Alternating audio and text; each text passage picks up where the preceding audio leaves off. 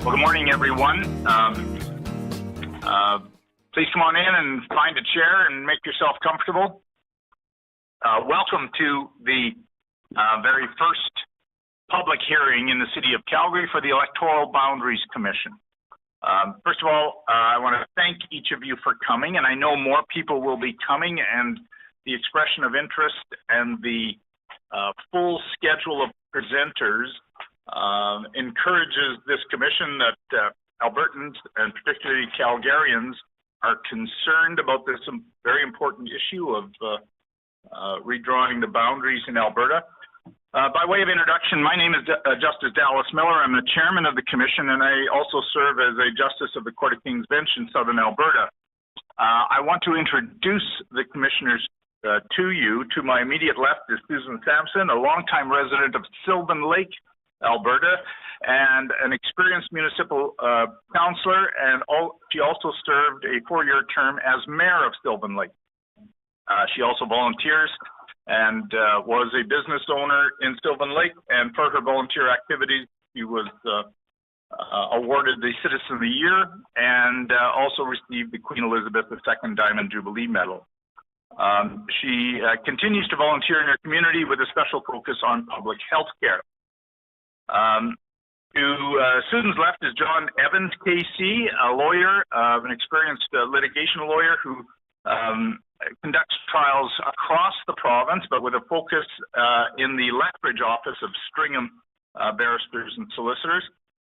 John's legal ability was recognized recently by being awarded the King's Counsel designation, or KC. John also volunteers as a member of the Alberta Judicial Nominating Committee. To my right is Dr. Julian Martin. Dr. Martin is a retired history professor from the University of Alberta with advanced degrees from the University of Cambridge. Julian has volunteered on many committees in the Sherwood Park area where he lives. He's our capital city representative, and he has served and continues to serve on tribunals such as the Surface Rights Board and the Land Compensation Board. At the far end of the table is Mr. Greg Clark, an entrepreneur and consultant in the area of information and knowledge management. Mr. Clark lives in Calgary, and he has had the distinction of serving as a member of the Legislative Assembly representing Calgary Elbow for a term. For that experience, we are very grateful to have his input as a commissioner, as well as many other items he brings to the table. Currently, Mr. Clark serves as chair of the Balancing Pool of Alberta, and he consults widely with organizations relative to proper governance.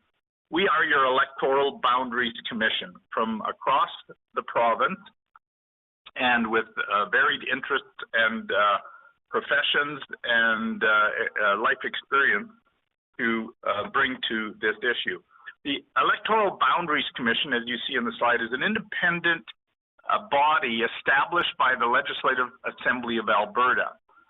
Every 2 election cycles, or approximately every 8 to 10 years, the legislation requires that Alberta boundaries be looked at to determine whether they need to be revised or changed. 2 issues are driving this commission in terms of this process. First of all, the legislature has authorized the expansion of the Legislative Assembly from 87 electoral divisions to 89. Currently, there are 87 seats, and soon there will be 87 representatives in the legislature. But before the next election, legislation will be passed to expand that to 89. So we must take those 2 electoral divisions into consideration. Our timeline as a commission is very strict, and it is running. This commission was appointed by the Speaker of the Legislature in late March of this year. In April, we met as a commission on a couple of occasions, and we started our public hearing process in late May, and we're partway through that public hearing process. We've had meetings in Lethbridge, Pincher Creek, Edmonton last week, Westlock, St. Paul, and we're here in Calgary 2 days this week, and moving to Southern Brooks and Medicine Hat later in the week. So Then the following week we do Northern Alberta, and by the end of June we will have completed our public hearing process. We take the information and the submissions and the presentations heard at the public hearings, and we work on a report that must be registered and filed with the Speaker of the Assembly no later than late October. That will be what we call an interim report. It will be made available to the public, and the public will have input and response to that report. And we will then in turn have a second round of public hearings to receive specific input relative to our initial interim report. Then finally, we must provide a final report within 12 months of our appointment, which will be late March of 2026. So that's our timeline as a commission. And of course, you all recognize that in each of the electoral divisions, one member of the Legislative Assembly represents that division, and voters in that constituency or electoral division are the ones responsible to elect that person. In order to give some perspective on the task that's before us as a commission, it is helpful to look back at what happened 8 years ago. In 2017, that was the last Electoral Boundaries Commission that served its purpose in the province. They had to deal with a population of just over 4 million people. And they took that population and they came up with a mean average of voters, a population per electoral division using this formula. So they had a population of 4,088,609 people divided by 87 constituencies, left a average of 46,697.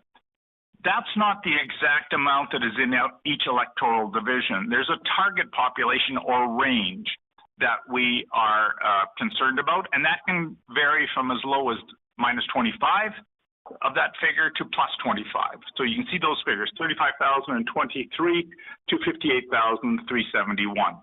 That was the situation the last Electoral Boundaries Commission found itself in. This time around, 8 years later, as you all know and are aware, the population of Alberta has grown incredibly. We are required as a commission to rely on the most recent census for our population to be supplemented with further statistical information if the census is not immediate to the Commission's work. The last decennial census from Statistics Canada was issued in 2021, but it is updated annually, and those figures are verified by the province, specifically Alberta Treasury Board, and we've come up with a population figure, and the figure that we're utilizing is 4,888,723. That's the population of Alberta as of July 2024. So 4.8 million. Taking that population, dividing it among 89 electoral divisions, yields a population number of 54,929. And then you see underneath that the target range of population from -25 of 41,197 to as high as 68,661. Those are the figures that we will be using as a commission.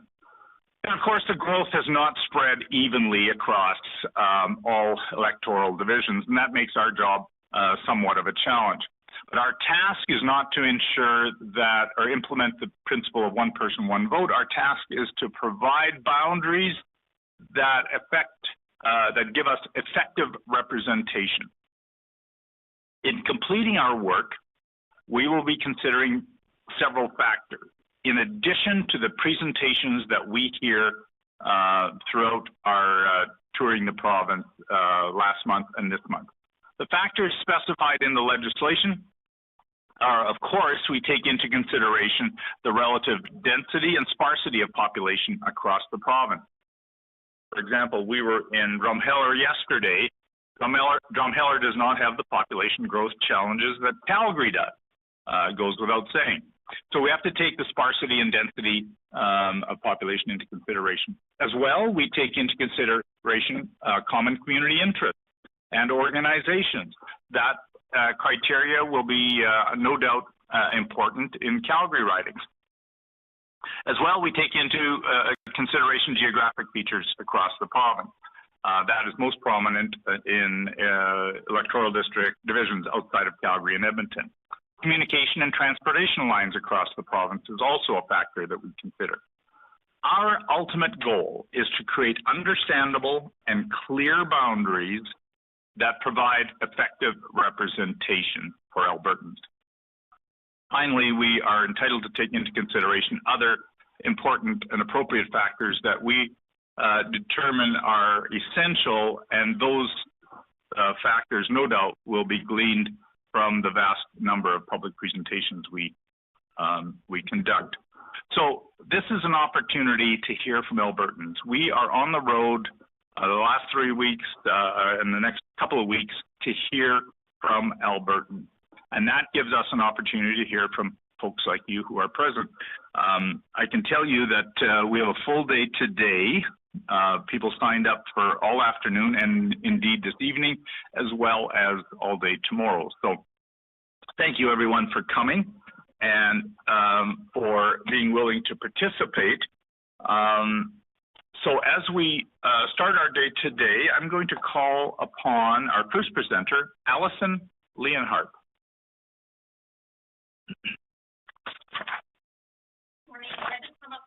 Yes, please, and just have a seat to my left there and introduce yourself.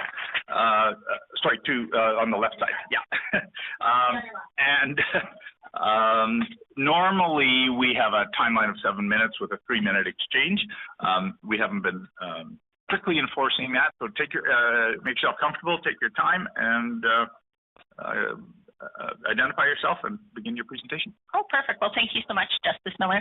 So my name is Alison Leonhardt, and I live in Highland Park, which falls within Calgary Klein. I've lived there for the last 2 years, but I'm a born and raised Calgarian.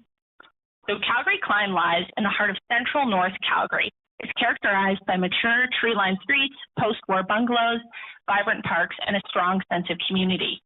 The current boundaries for Calgary Klein encompass about 60,000 residents. It's had a growth of about 10,000 people from 2019. The boundaries, as they stand, fit well with this vibrant riding and should stay the same. The growth of population in Calgary Klein has kept pace with the rest of Calgary. Much of the growth has come from infill housing. The wide lots with the post-war bungalows have been an attractive proposition for developers to increase density and thus split the lots. Particularly on corner lots in Highland Park and Tuxedo, you've seen a lot of infill housing go in, and several families occupying the same space that was previously occupied by one family. Right now as well, you drive down 4th Street and it's every second corner lot is being turned into infill housing.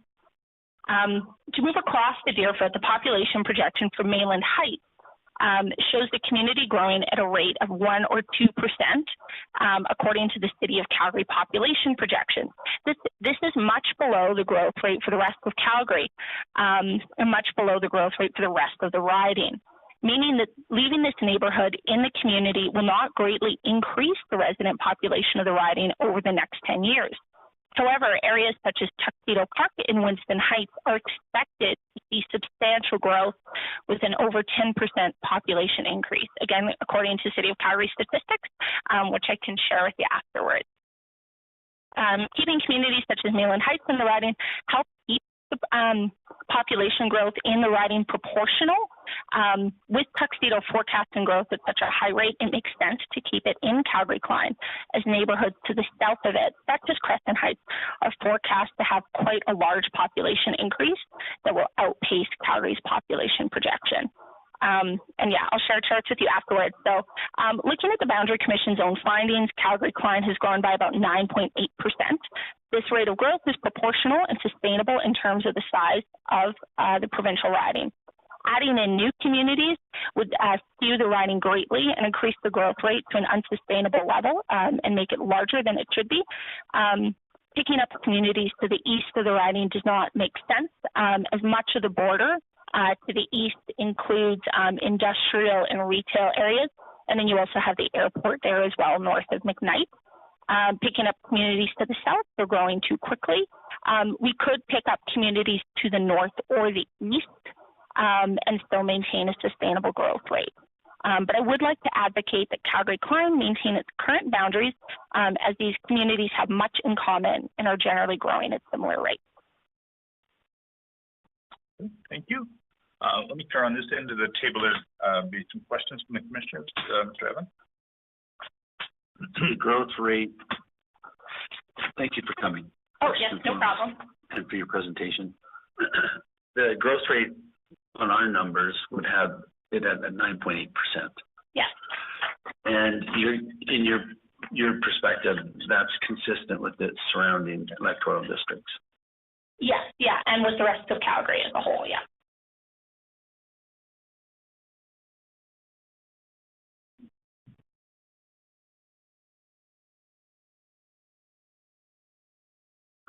Would you agree that you would say that would carry forward to Calgary-Lougheed, for example?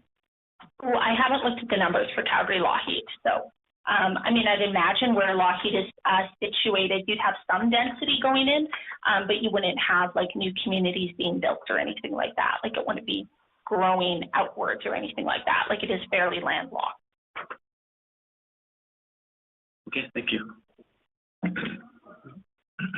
Thank you, and thank you again for coming out.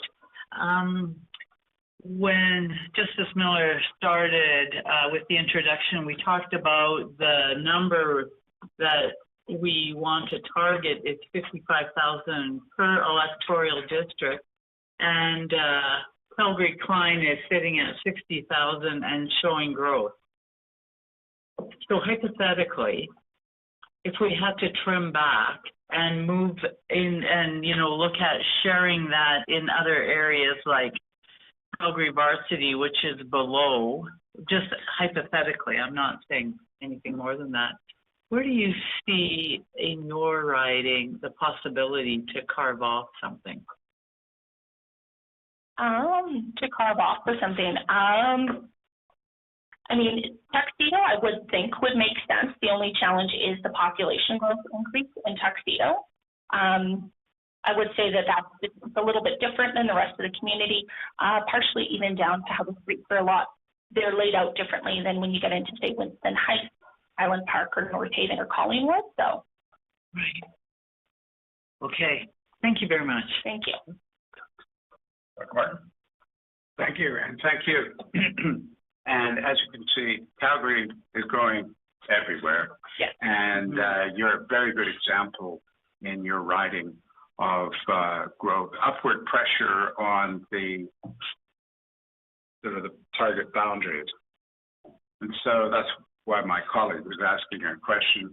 Perhaps I could ask it in a different way, which is to ask you how your characterization of the area to the east of the freeway, are there opportunities for residential growth amid what is now commercial development? Oh, that's a good question. So looking at the city of Calgary population projections, I haven't seen anything about new developments going in there. What I've also found that's interesting as well too is when you go into a community like Vista Heights, it reminds me a lot of what Highwood looked like about 10 years ago. That was my grandma's neighborhood. And it hasn't had the same redevelopment that communities like Highwood have had. So Highwood has a lot of infill. Vista Heights is still relatively untouched. It does have some density in the form of townhouses over there, but there haven't been any major apartment buildings that have gone in. It's interesting as well too, because since it is kind of bounded by both industrial and retail, you've got Marlborough Mall on the one side and quite a bit of, industrial. I haven't seen a lot of zoning applications going forward for higher density. I do know there is more push for density south of Calgary-Klein on that side, so in Southview. There's a new Calgary housing development that's supposed to be going in, but there haven't been as many applications for Albert Park or Radisson or Vista Heights or Mayland Heights. They have generally stayed the same. Thank you. Thank you so much for being here. Yeah, I have many questions. I'll ask sort of a couple of specific and then one general that you may not have an opinion on. So just maybe situating myself here to make sure I know exactly where I'm talking about. Where Tuxedo Park is where? So if you look on that part of the riding by 2nd Street and 16th Avenue, with Center Street there as well, it's at kind of the southwest corner of the riding. So between Edmonton Trail and Center Street? Yeah, and then all the way over to 2nd Street. Okay. I see. Okay. Yeah, that's helpful. And you said that is growing quicker, is it? That is forecast to grow quicker, yes. And even as well, driving through the community, there's a lot more infill housing and a lot more apartment buildings in that area than the rest of the riding. That's really helpful. Sorry, let me just make a quick note here. That's very helpful.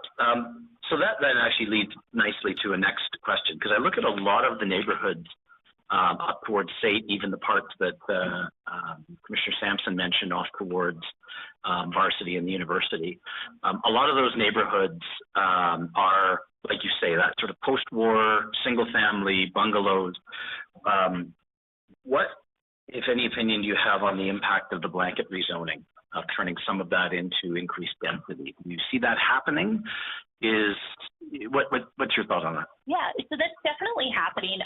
I think a big reason in part is a lot of the bungalows in, for example, Highwood typically go for around $750,000 as kind of an average price. When a developer buys that, they're typically not going to tear that down and build a new house. It's a lot more attractive for them to split the lot and build 2 homes. A lot of those new homes as well, the infills are going around for around $1 million. Which makes sense when you look at what the development charges are, what the permitting fees are, and then what they had to pay for the initial property as well. So it does increase density. It doesn't necessarily improve affordability, but it does increase the size it does increase the density. Yeah, so you're right about the growth. I mean, the whole city is shot up, but you're right. Klein was above average at the last boundaries. It continues to be about the same amount above average. And so I just, again, you feel like that's likely to continue, and that growth it's not that the sort of inner cities hollowing out and the edges is the only place growing. You feel like there's a reasonable prospect of continued growth there. Yeah, I'd say a continued sustainable growth. You don't have as many apartment buildings going in. Even, for example, I know in Highland Park, a friend of mine who's a landlord has looked into building apartment buildings there. And one of the obstacles for him has just been the city development charges, and that the city wants him to pay for the sewer, the this, the that. And he's like, it's not sustainable for me to build here. I can't build something that's big enough that I'm going to be able to recoup what I spent developing it. So I think that's why a lot of the increased density will focus on more like infill housing, which is more affordable for developers. So I do work in housing as well, so I know a bit about it. Yeah. You've got some opinions. We can't afraid deal with the city charges, but the lines are on the map. Anyway, that's it. Thank you. Really, that's very helpful. Thank you so much. Awesome. Well, thank you so much. Would you like copies of my notes? Absolutely. Yes. Yeah. Leave them with Aaron. So thank you very much, Ms. Leonhardt. We appreciate you coming out, and we like it when people say, leave things alone. That's good. Yeah, makes their job easy. Yeah. Can't guarantee we will, but we like it. Okay. Thank you, and you're more than welcome to stay for the rest of the presentations. Thank you. Alexander Chevalier.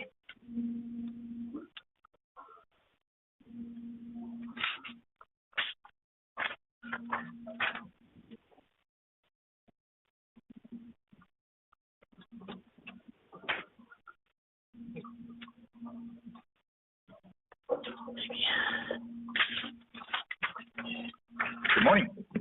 Good morning. Good morning. So my name is Alex Valley, and I am president of the Calgary and District Labour Council. And I'm sorry, could you repeat that? My name is Alex Valley. I am president of the Calgary and District Labour Council. Okay, thank you. And so first, to thank you. You have the unenviable task of determining the boundary commission. You're on the boundary commission, and you get to decide lines on the map, which usually generally pleases nobody. And so I do not envy you on that. You've outlined a lot of my presentation. So one of the major points is where possible, keep seats contained within cities, again, where possible. There are instances where you won't be able to. And so I'll just highlight or give the highlights. I think in my submission, I made one mistake, and I have to correct it here. I had said that Grand Prairie deserved one seat. They actually deserve one seat and one hybrid seat based on their population. Because a lot of this is math. Rural Alberta, just based on the sort of population, would deserve 26 seats. Grand Prairie, one seat and one hybrid seat. Calgary would have 28 seats. Edmonton would have 21 seats. Red Deer, 2 seats. Lethbridge, 2 seats. Medicine Hat would have 1 seat and 1 hybrid seat. Airdrie, again, would continue to have 1 seat and 1 hybrid seat. St. Albert would have 1 seat and 1 hybrid seat, and then Wood Buffalo, just because of geography, would have to have 2 hybrids. And so that's sort of my top line, because we looked at the populations and we divided them. We got a slightly higher number than you did, but we used the January 1st numbers as opposed to the July numbers. So yeah, that was it. That's our highlight. I live in Calgary, Curry. I don't have strong opinions on where things go in Calgary, Curry. You just repeat those numbers one more time. Yeah. Yes, so I know they're in your presentation. I think you have a written version in mind. Yeah. Rural Alberta, 26 seats. Grand Prairie, 1 and 1 hybrid. Calgary, 28 seats. Edmonton, 21 seats. Red Deer, 2 seats. Lethbridge, 2 seats. Medicine Hat, 1 seat and 1 hybrid seat. Airdrie, 1 seat and 1 hybrid seat. St. Albert, 1 seat and 1 hybrid seat. And Wood Buffalo, 2 hybrid seats. Thank you.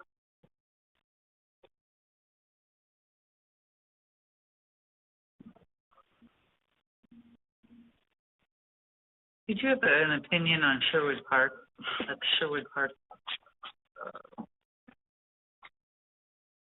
I did not look at Sherwood Park, so no. I would be guessing at this point. We will be going to Medicine Hat later this week. So is your suggestion 1 city, 1 hybrid, just leave the status quo the way it is now? Yes, because there has been growth in Medicine Hat. Not like it, their population's only increased about a little over 2,700 people roughly. And so any growth that they have would push them beyond the maximum they're allowed to have. So you would have to have 1 and 1 hybrid. I just think you can't make the math work any other way.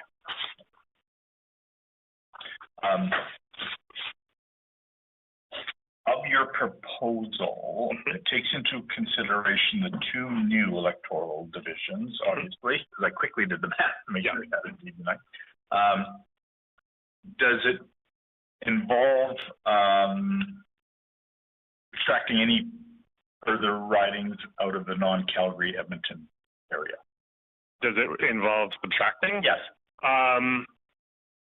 I could figure it out if I went through the math, but you might know the answer quickly. Yeah, my suspicion is yes, it would, because of population growth. Because the city of Calgary has grown almost 250,000 people. The city of Edmonton has grown over 100,000 people. So of the growth, more than half of it has occurred in 2 cities, and so. And 1 riding in each city doesn't do it. No, it doesn't. Because otherwise, you're pushing yourself beyond, I think, the population limits, because there was an instance near the end of the last, not this last boundary, but the boundary commission before, where you had Fort McMurray Conklin that had a population, the population was about 20,000, and you had Calgary Southeast with 100,000. And in terms of electors, though, it ended up being 45,000 on the official electors roll. So we can't enter a situation where 1 riding is the value of a vote is 3 times more valuable in one place than another.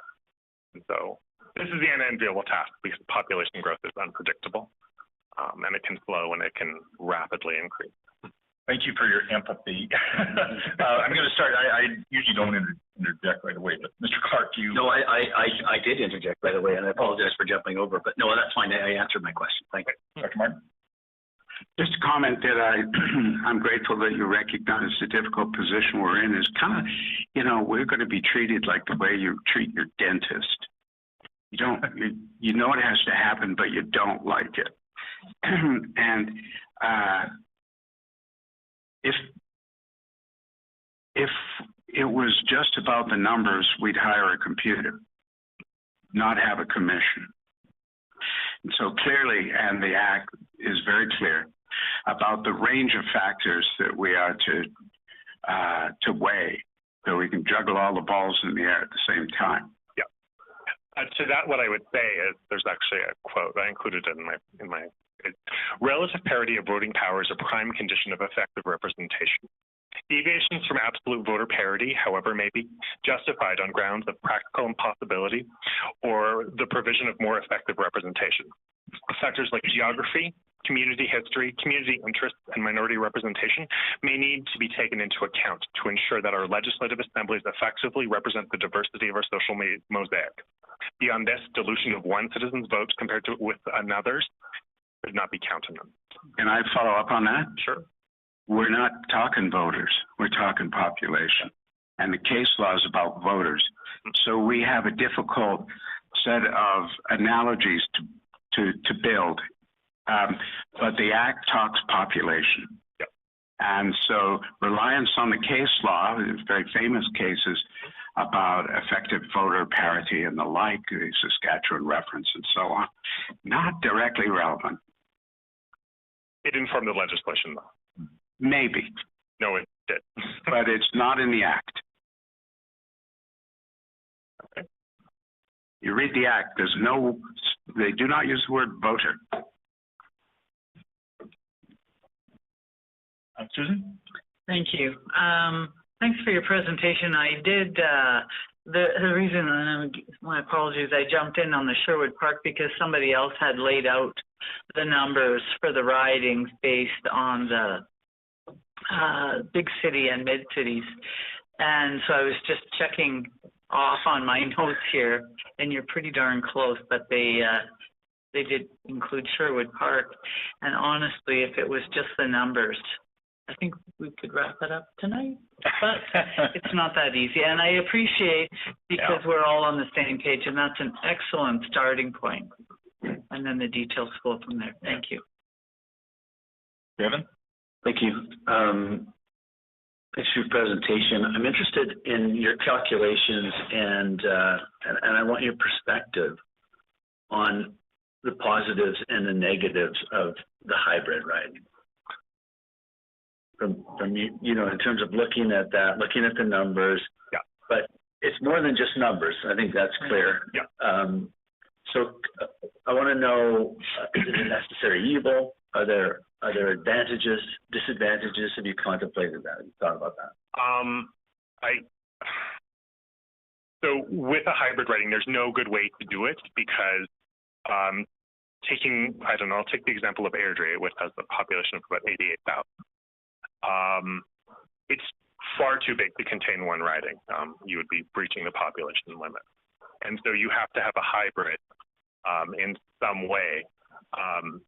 And so they created Airdrie Cochrane. And so I think there's a community of interest because they're both satellite communities outside of Calgary. They sort of share the same struggles, which is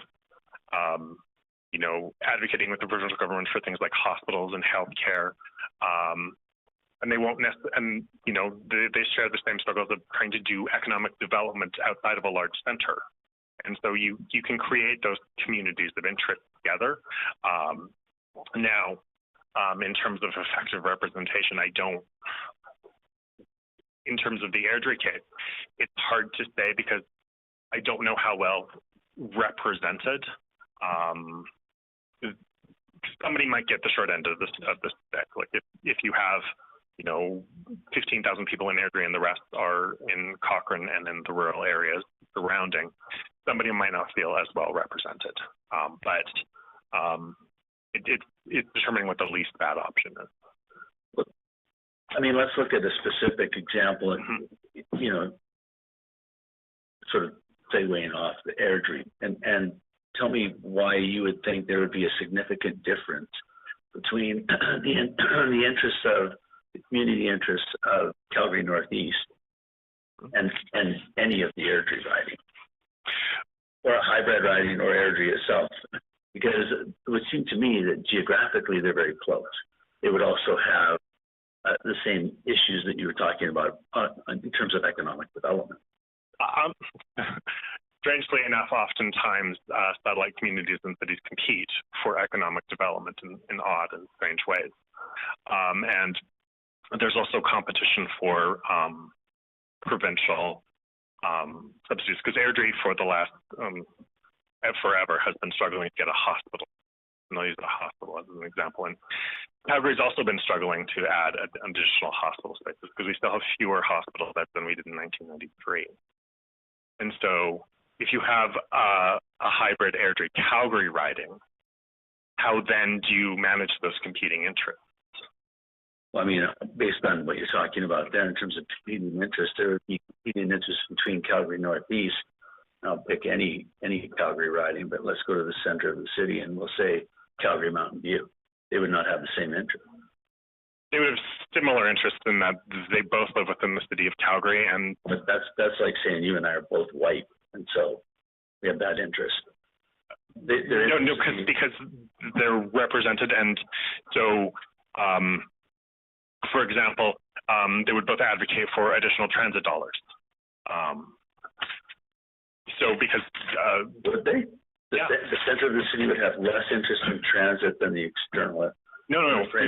There's always an interest for transit dollars. No, I mean, but in terms of priorities, it would rank as a lower priority because they have transit. And it would, because for the Calgary Northeast, for example, they would want additional transit dollars so they can easily support them downtown, but in other sections of the city.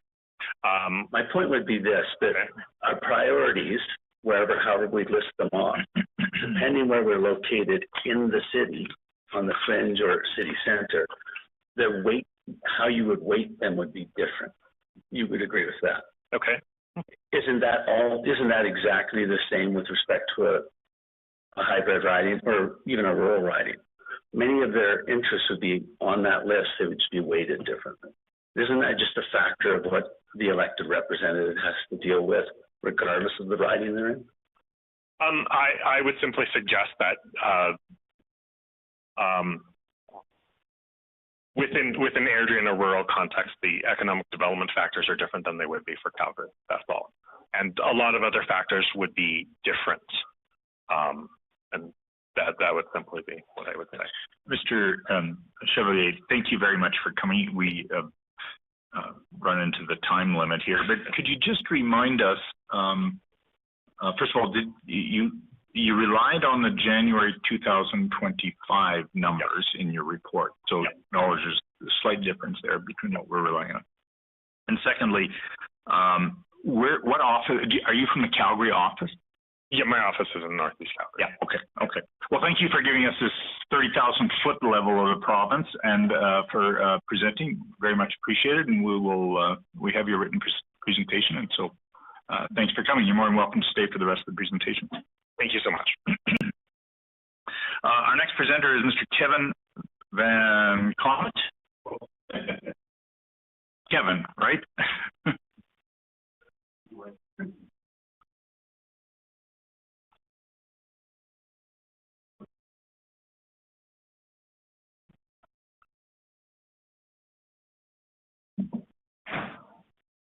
He's off.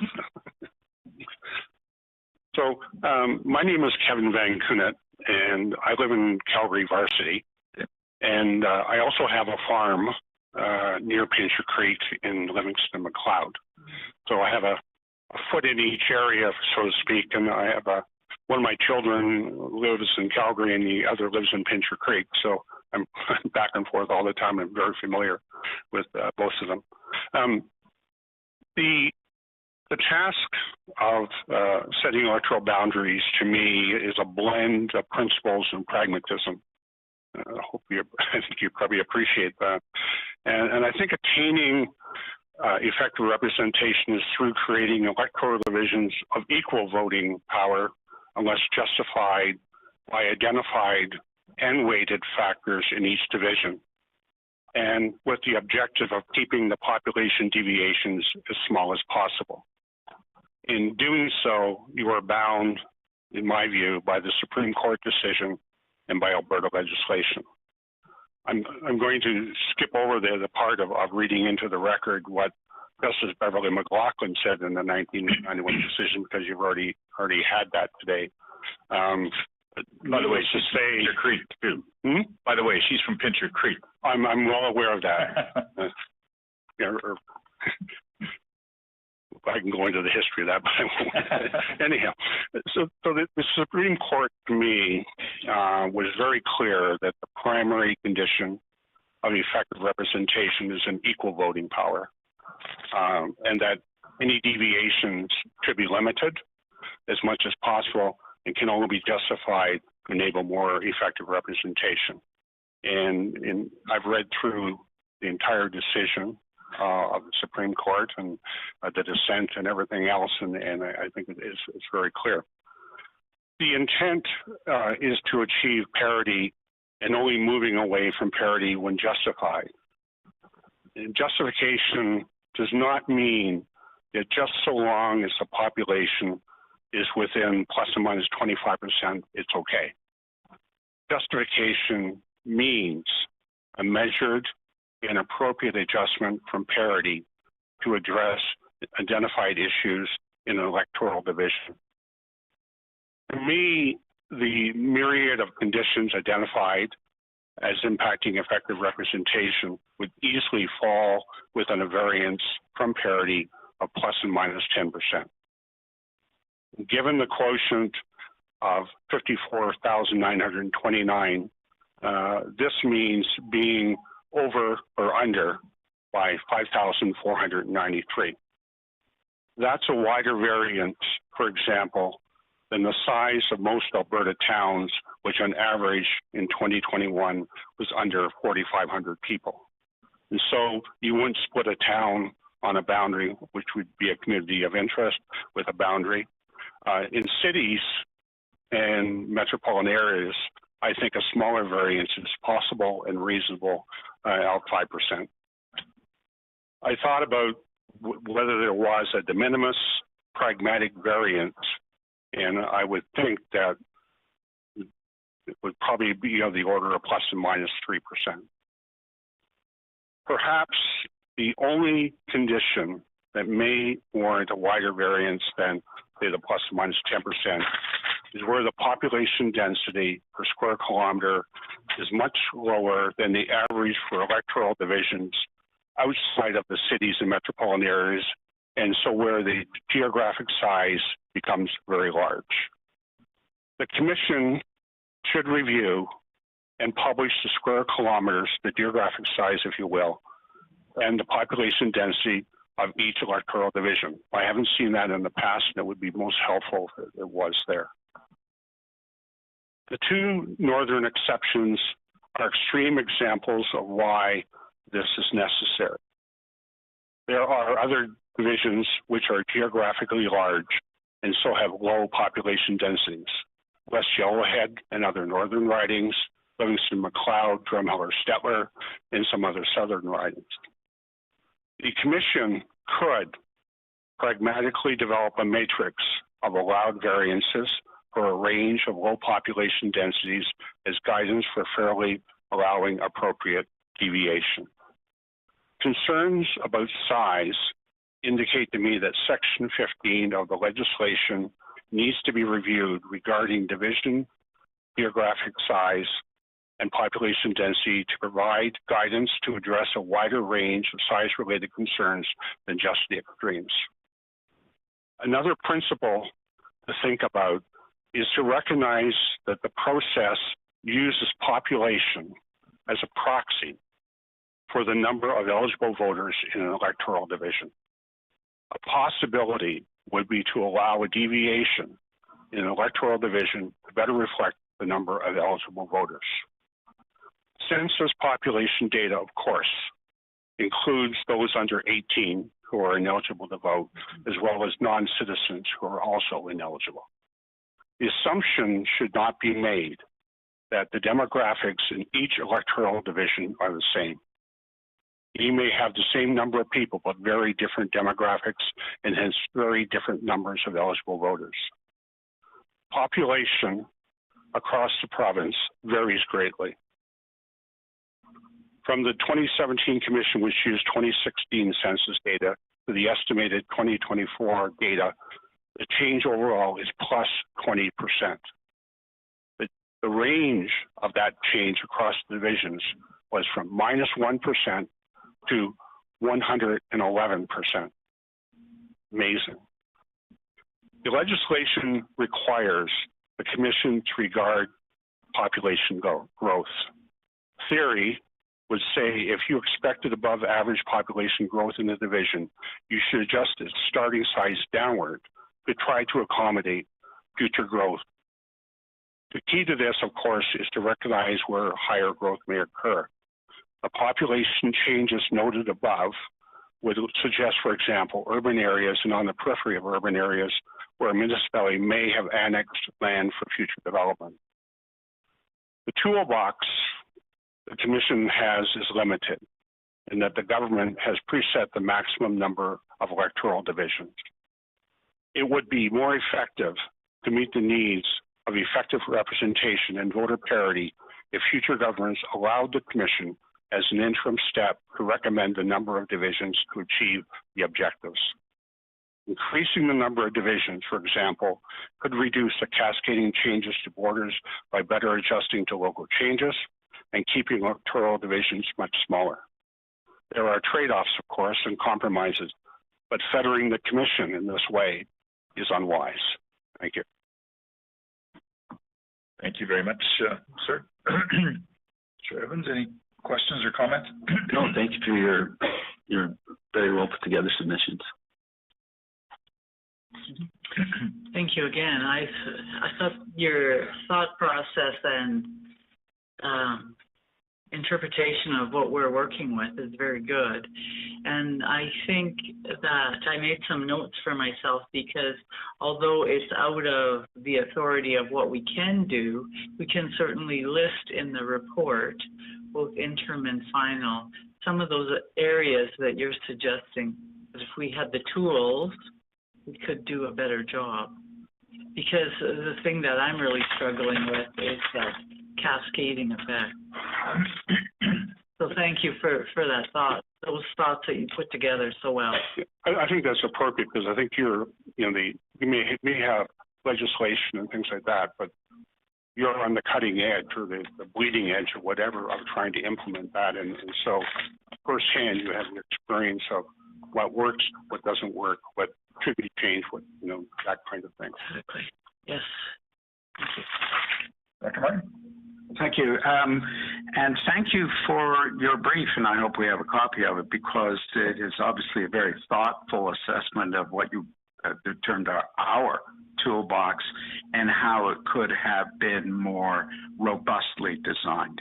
But quite obviously, we have what we have. But all the same, I would like to be able to review your general picture. So I do hope you're able to pass a copy to Aaron, who's right behind you there. I just, well, it go on and on, but just that with respect to the representation by proxy of those who are at this time unable to be eligible voters is a condition that we see in virtually every riding. And most spectacularly in parts of Calgary and parts of Edmonton is pretty obvious.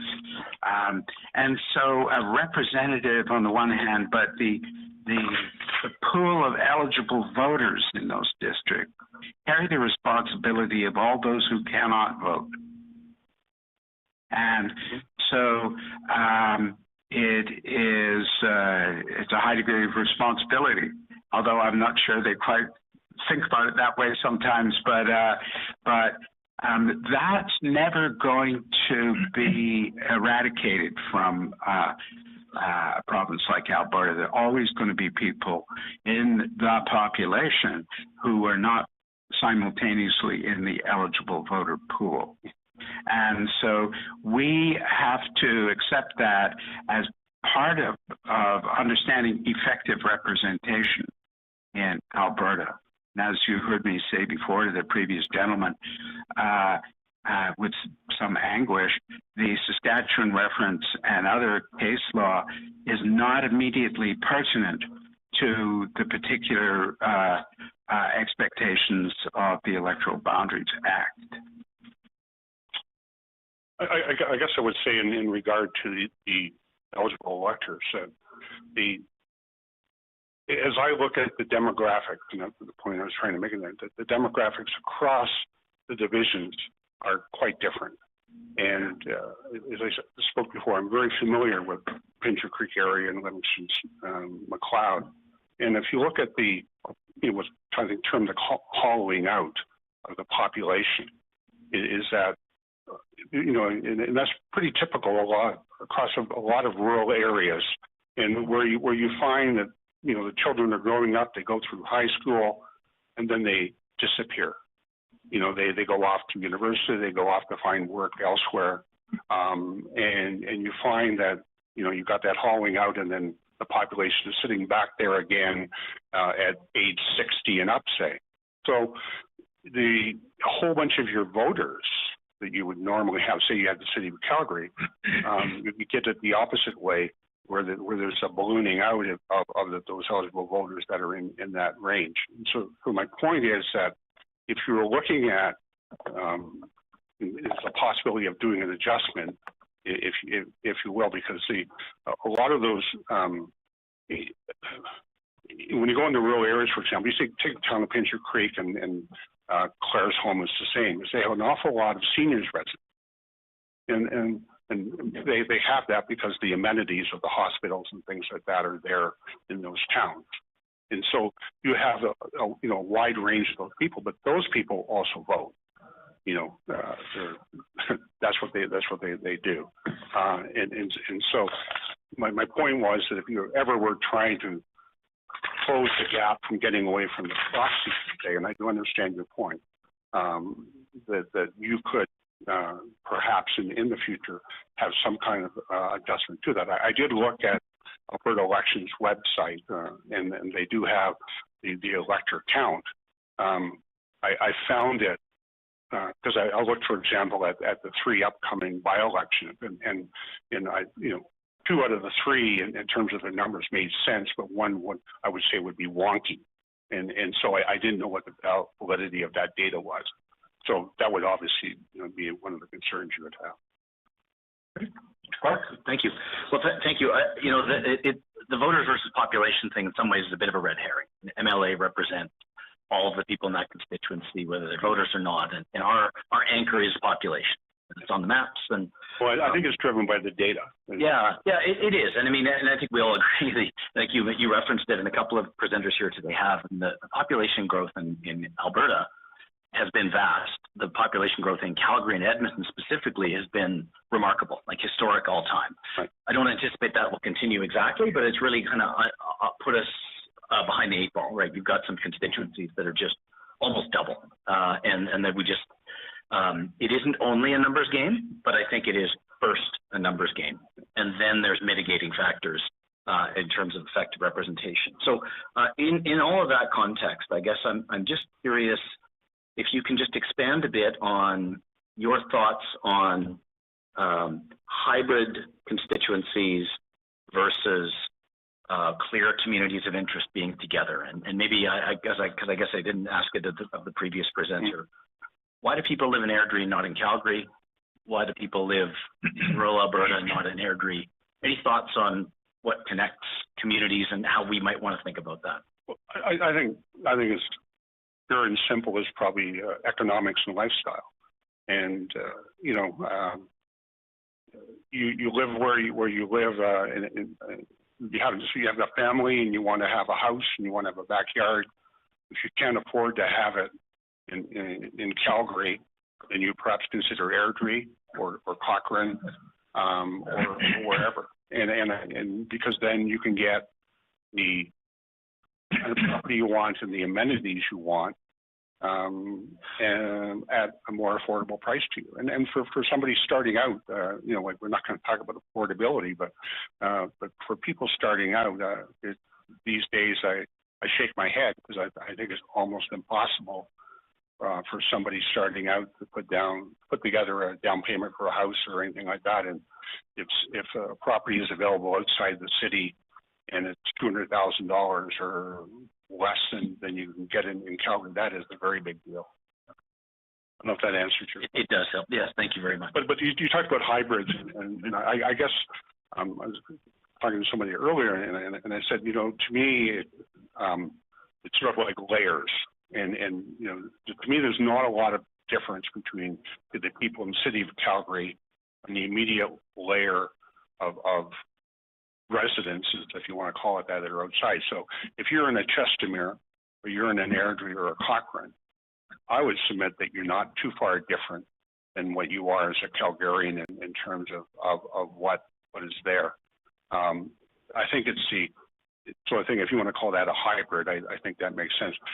To me, how far do you stretch that? And there's another layer out there, which, if however you may define it as being rural or agricultural or whatever, which is far more difficult. The rural people, in my experience, are very, I'll say, proud of being rural and want to retain their ruralness, if that's a word. And so I don't know how far you go in doing that. So when I looked at some of the things like when you've done Airdrie with a split, or if you want to call that a hybrid, and Medicine Hat is a hybrid, is while you're stretching out and you're gathering up all those communities outside. I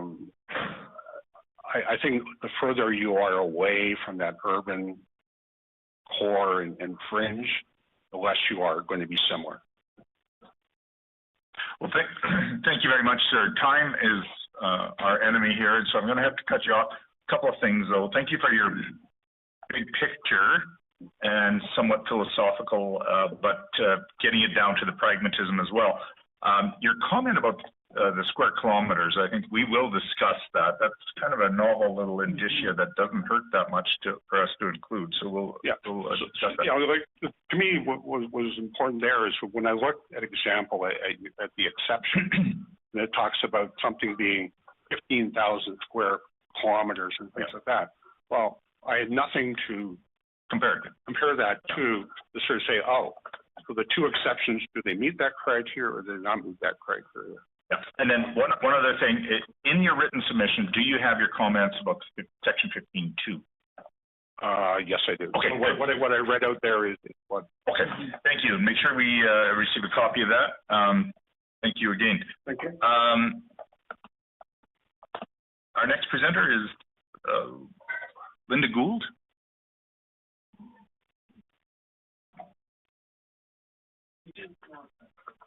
I did. Thank you. Thank you. We're off to a great start.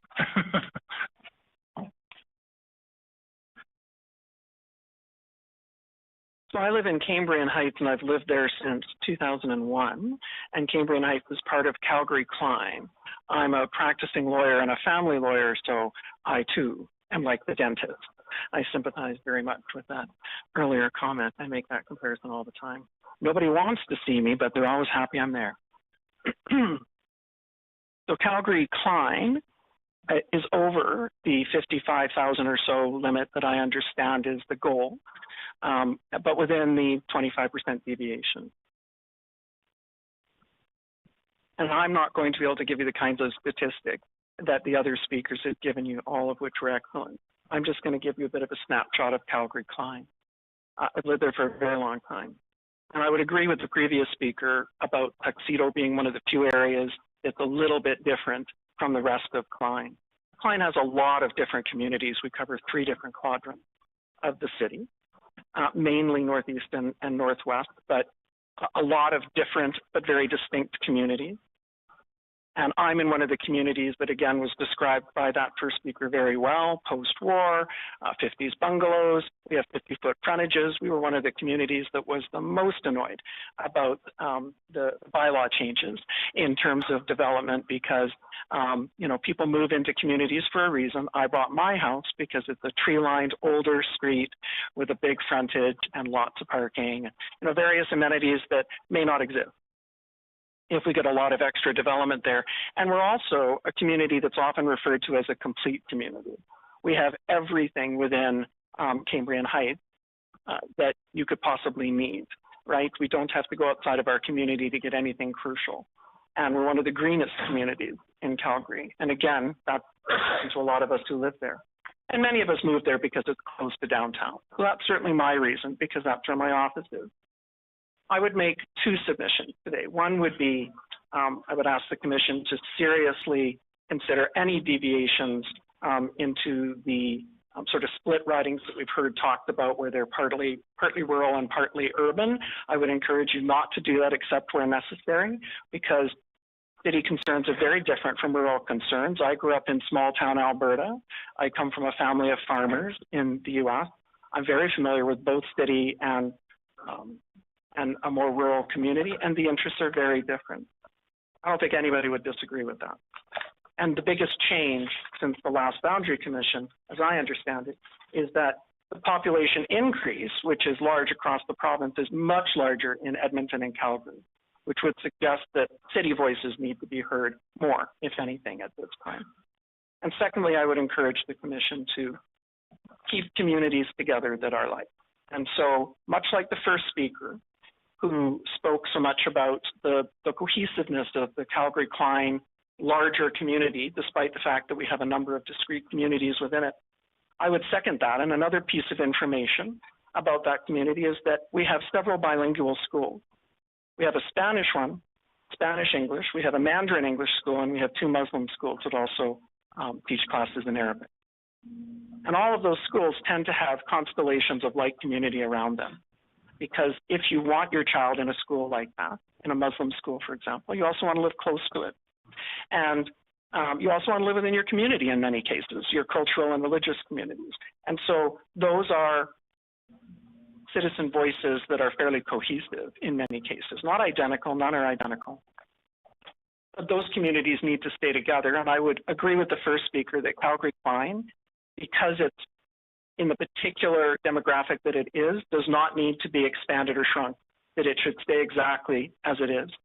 We still have room for growth. And I can't know, but I would suspect, given my involvement in my own community and some surrounding communities, that we're not going to see as much of the big development growth that some of the other communities are going to see, with the possible exception of Tuxedo. My community as well has some 3-level apartment buildings, certainly a lot of duplexes, townhouses, and I'm sure we'll get our infills. But we've had a large reduction of senior and retired people and an influx of, from what I've seen, an influx of younger couples. It's kind of an age-in-place community, Cambrian Heights, and I think large areas around there. And so we're currently going through one of those transitions where a lot of people are going into care, and that opens up the area for young families with children. We have a lot of schools in the area. And that means that a lot of the houses in my immediate neighborhood are not going to be selling anytime soon. And however much developers might be interested, we have 2 permits being sought, as I understand it, in my neighborhood right now. The community associations in my neighborhood and surrounding neighborhoods tend to fight those fairly aggressively. And so I would suspect, as the first speaker said, we're not going to see apartments.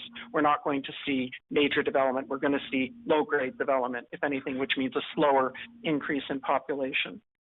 So I would just encourage you to consider the importance of keeping like communities together.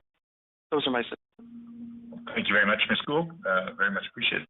Mr. Evans, any questions? Yeah, first, Linda, good to see you again. We were classmates in law school. And, oh, yeah, I see the name. Hello.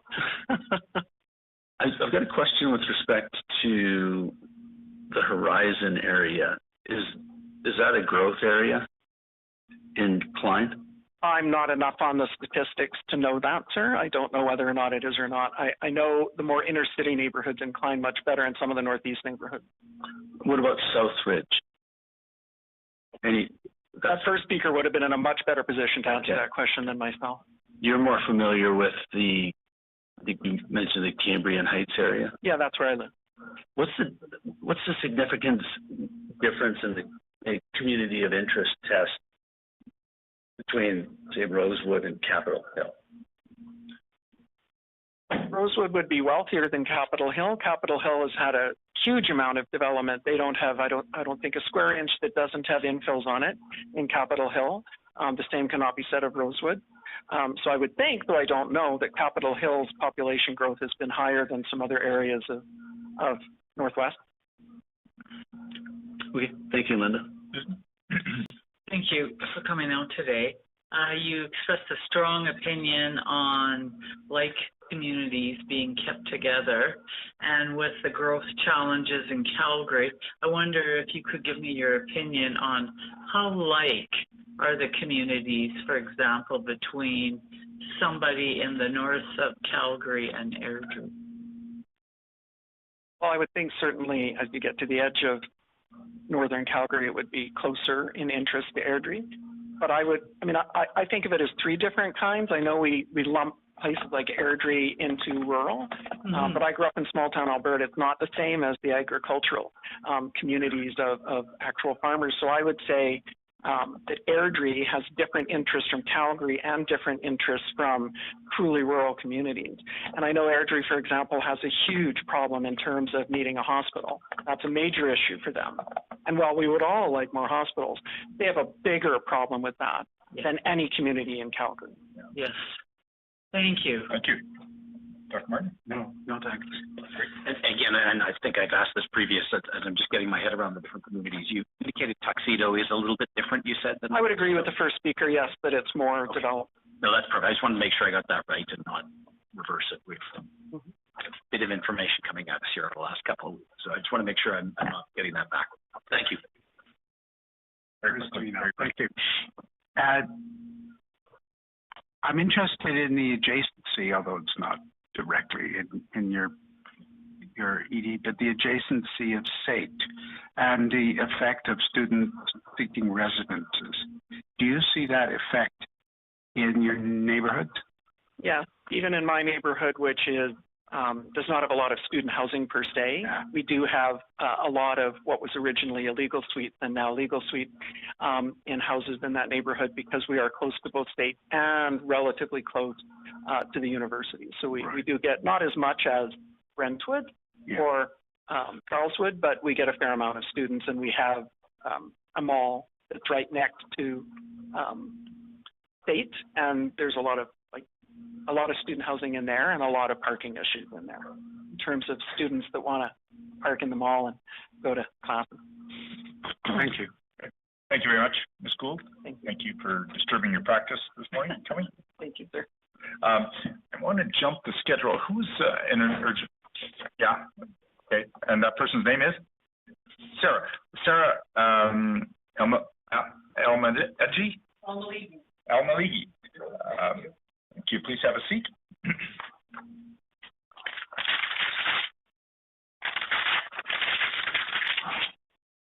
Good morning. Thank you for, I have another commitment, talking to some grade sixes. So, I mean, not quite important as well, obviously, because they're so cute. They want to know about provincial politics. I can't wait to tell them about this presentation. So, my name is Sarah Elmaligi. I am the current MLA for Banff Kananaskis. Thank you so much for hearing me today. I've lived in the town of Canmore for 18 years, and over that time, I've been part of two different riding configurations. So I'm going to draw on my experience as a Canmore resident today, but also on my experience as the MLA for this quite large, partially rural, partially mid-sized city, I guess, riding. So I want to start by saying that I love every single community in my riding. Every square inch of Banff Kananaskis is special and amazing. And what's great about this riding is that it is truly a cross-section of our province, and any MLA that's lucky enough to represent this riding can learn a lot about Alberta.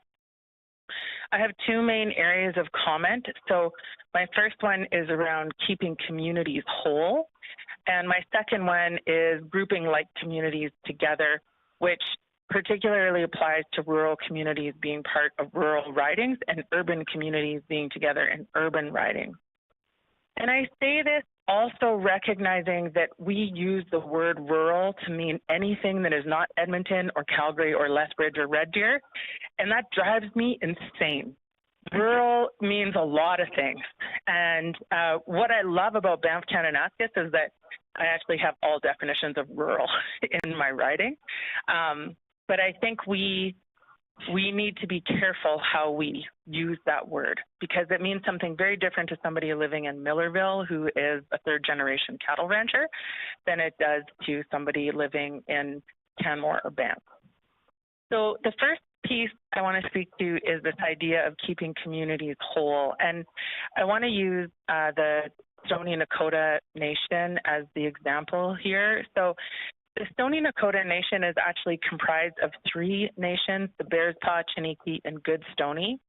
Each of these nations has its own chief and council, and I work quite closely with all three nations and their chief and council and the community members to completely understand the issues that they face.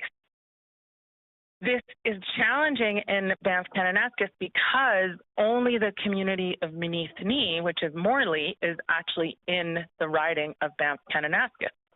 The two other communities that are a part of the Stoney Nations are Eden Valley and Bighorn. And because Minithini tends to be the center of activity for the Stoney, Eden Valley and Bighorn are smaller communities. I spend most of my time in Minithini, but I do also connect with residents and chief and council from Eden Valley and from Bighorn. Eden Valley is currently in the Livingston-McLeod riding, and Bighorn is currently in the Rimbey Rocky Mountain House riding. And as I said, the center of Stoney tribal offices is in Morley or Minithini in Banff Kananaskis. I don't mind representing Eden Valley and Bighorn and connecting with those folks, but I would say that it is confusing for them that I'm not their MLA, but that I care and that I want to represent their voice because they're part of the Stoney. So I recognize that Banff Kananaskis' boundaries are at risk, not at risk, but likely to be edited because we are adjacent to the city of Calgary and there's going to be changes in the city that can trickle out to us. One of my recommendations would be to include Eden Valley and Bighorn in the riding of Banff Kananaskis, just to make sure that all of the Stoney Nation communities are in one riding. The other community that I wanted to be sure to mention today is Millerville. Millerville is at the very southern edge of the Banff Kananaskis riding.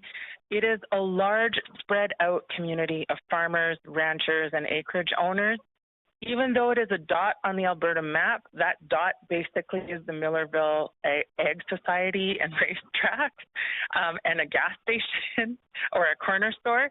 Millerville itself is just really spread out across the landscape.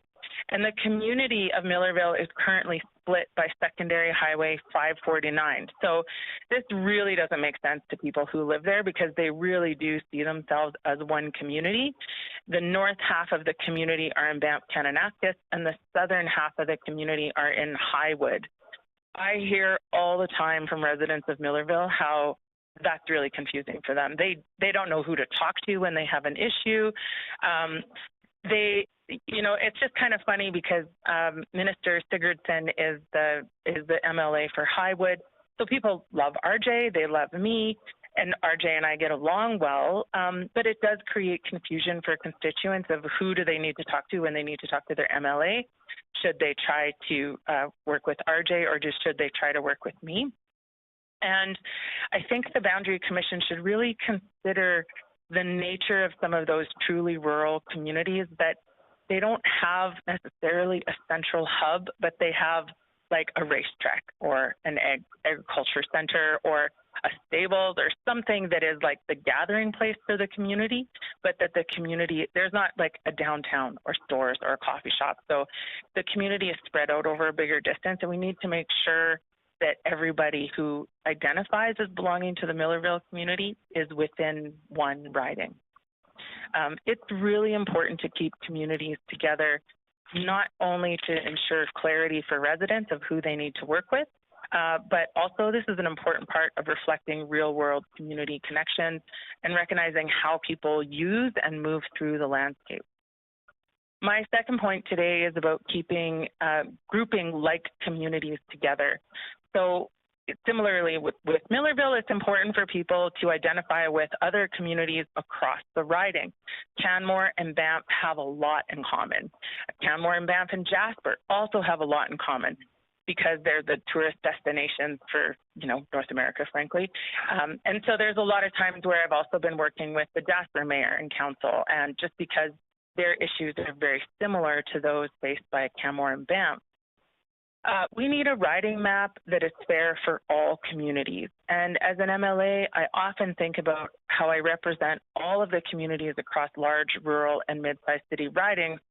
And what works for Banff Kananaskis, this is so critical. If I leave you with one comment, this is it. What works for Banff Kananaskis right now is that no one town pulls the vote because the population is fairly equally distributed. So we've got the west end of the riding where the main population centers are Canmore and Banff, and the east end of the riding, our population centers are really Springbank. And yeah, Springbank mostly, Springbank and area. And so those populations are equal. We used to be lumped in with, we used to be a riding called Banff Cochrane. And during that time, Cochrane, of course, is the major population center. Every single person in the Bull Valley felt as though their vote didn't matter because all that matters is Cochrane. Cochrane has, you know, tens of thousands of people. We have 8,000 people in Banff.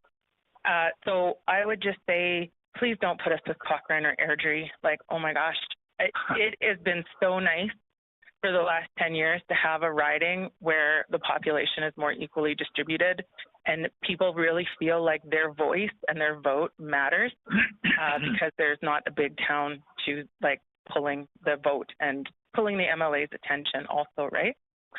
The other thing is like everybody moved to the Banff Kananaskis riding very intentionally and chooses to live in this riding because they don't want to live in the city.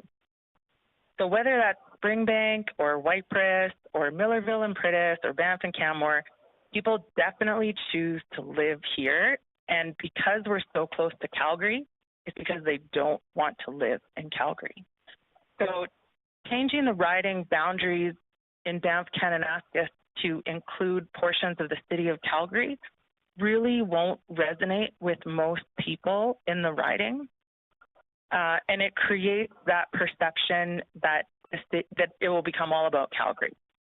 And not to diss Calgary, but maybe a little, there is a growing sense of urgency in the Banff Kananaskis riding that there's this really growing intensity of development pressure coming from Calgary into Banff Kananaskis. And communities are concerned about losing their sense of identity and their community feel because of that development pressure. So if, for example, Bragg Creek and Redwood Meadows would be included in a City of Calgary riding, people would be very upset about that because they don't want to be Calgary. They want to be Bragg Creek and Redwood Meadows. So since the redraw of Banff Kananaskis, I think we've really seen a riding come into its own in a way that is seamless and where communities feel like they belong together. And the Bull Valley communities have more in common with other foothill communities like Bragg Creek and Whitepress, who are also experiencing increased tourism and recreation demand and stuff like that than they do with, you know, Cochrane, for example. I would say that recreation and tourism is one of the things that ties all of these communities together. And the fact that this riding includes the most popular national and provincial parks just kind of reinforces that. But what it does also is it makes sure that all of the communities have access to a public service nationally and provincially that is accustomed to and has the expertise to manage tourism and recreation pressures on the landscape, which is really significant across this whole riding. The other issue I think that ties these communities together is concern about wildfire risk. I went to 2 different community cleanups this last weekend, removing deadfall from people's property and from the forest to reduce wildfire risk. Every community in Banff Kananaskis is concerned about wildfire in a very intense and meaningful way right now. People in the city of Calgary do not experience that same fear. You know, I held a workshop in Red Creek at the end of March, like a wildfire risk prevention workshop, and was blown away by how many people came from across the riding to learn more about staying safe. Most people in the Banff Kananaskis riding want to continue to be part of a foothills mountain riding. I would say there are some slight exceptions to this. So I was door knocking in the community of Elbow Valley this weekend, and Elbow Valley is like 10 minutes from the city of Calgary, right by where Highway 8 sort of meets the ring road in the southern end of the city, or I guess it's like west central now because the south goes so far. But the community of Elbow Valley is pretty split as to whether they would like to be part of a city of Calgary riding or not. Again, most people choose to live in Elbow Valley because they can have a little more space, and you know, it feels more spacious and open than it does living in the city. However, the residents of Elbow Valley, a lot of them work in Calgary. That's where all the services that they access are housed. And so it's a bit of a tricky situation. I would say the sentiment is really 50-50 among residents there. Millerville, I talked about how that needs to be in one riding. I would also say the MD of Bighorn, one of the benefits of Banff Kananaskis is that I have all of the communities of the MD of Bighorn, and they have a lot more in common with Banff and Canmore. And I would like this riding, if the riding boundaries were to change, I would see it extending north-south to include more of the eastern slope, basically, because that's where the headwaters, the wildfire risk, and coal mining, and a love of parks and outdoor spaces.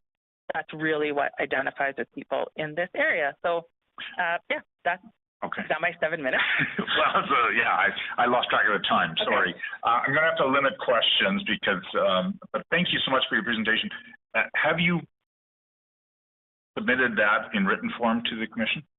No, I did not. Would you, please? I definitely can. Yeah, for just sure. as to where that goes. Very quickly, Mr. Clark, any questions? No, you know, we've got a bit of a magical mapping tool here, so I was just trying to find the different geographies you were talking about. I did that, so we have a written definition, but just with our thanks, that was a great presentation. Thank you. Anybody? No. Oh, yeah.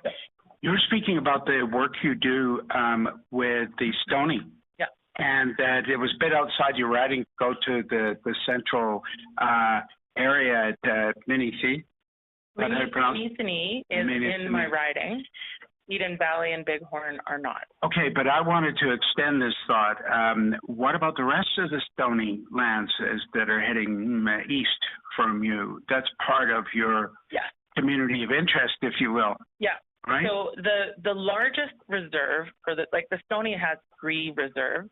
The largest one is entirely held within Banff Kananaskis. Right. That is around the community of Minnesee or Morley.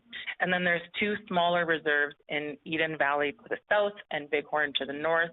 And they are not a part of the riding right now, but they are all part of the Stony Nation. So, yeah, that's how I work with the chiefs and council and residents there. So in general, you would think it coherent and helpful if all those Stony Nation footprints were within one electoral district boundary.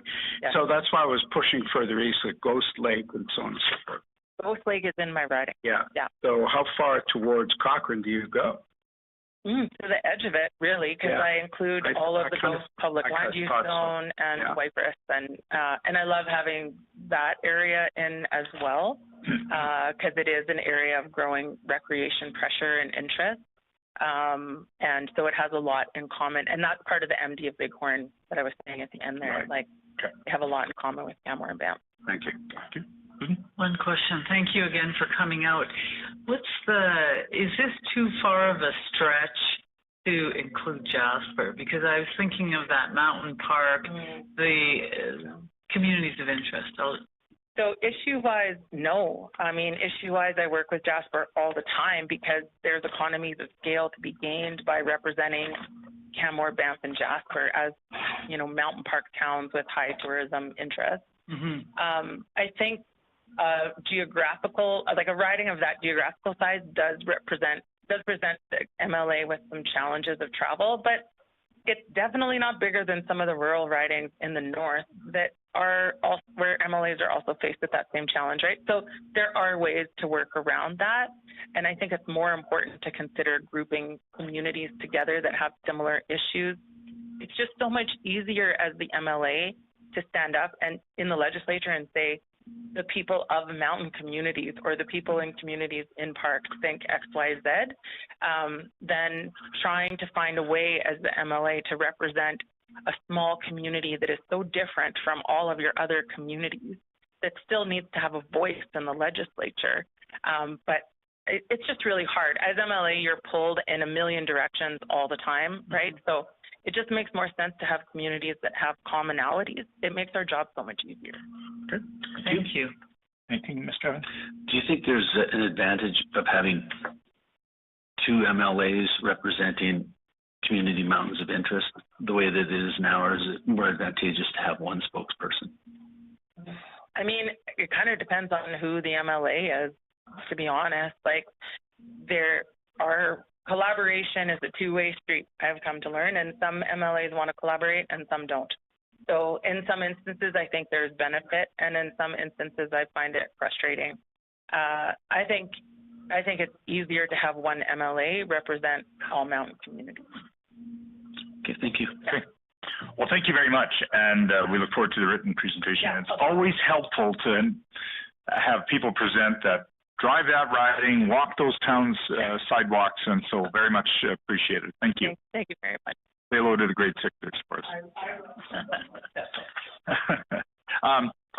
Boy, we're running into break time here, running over, so, but I want to get one more in. Mr. Ross Watson, are you present? Oh, good.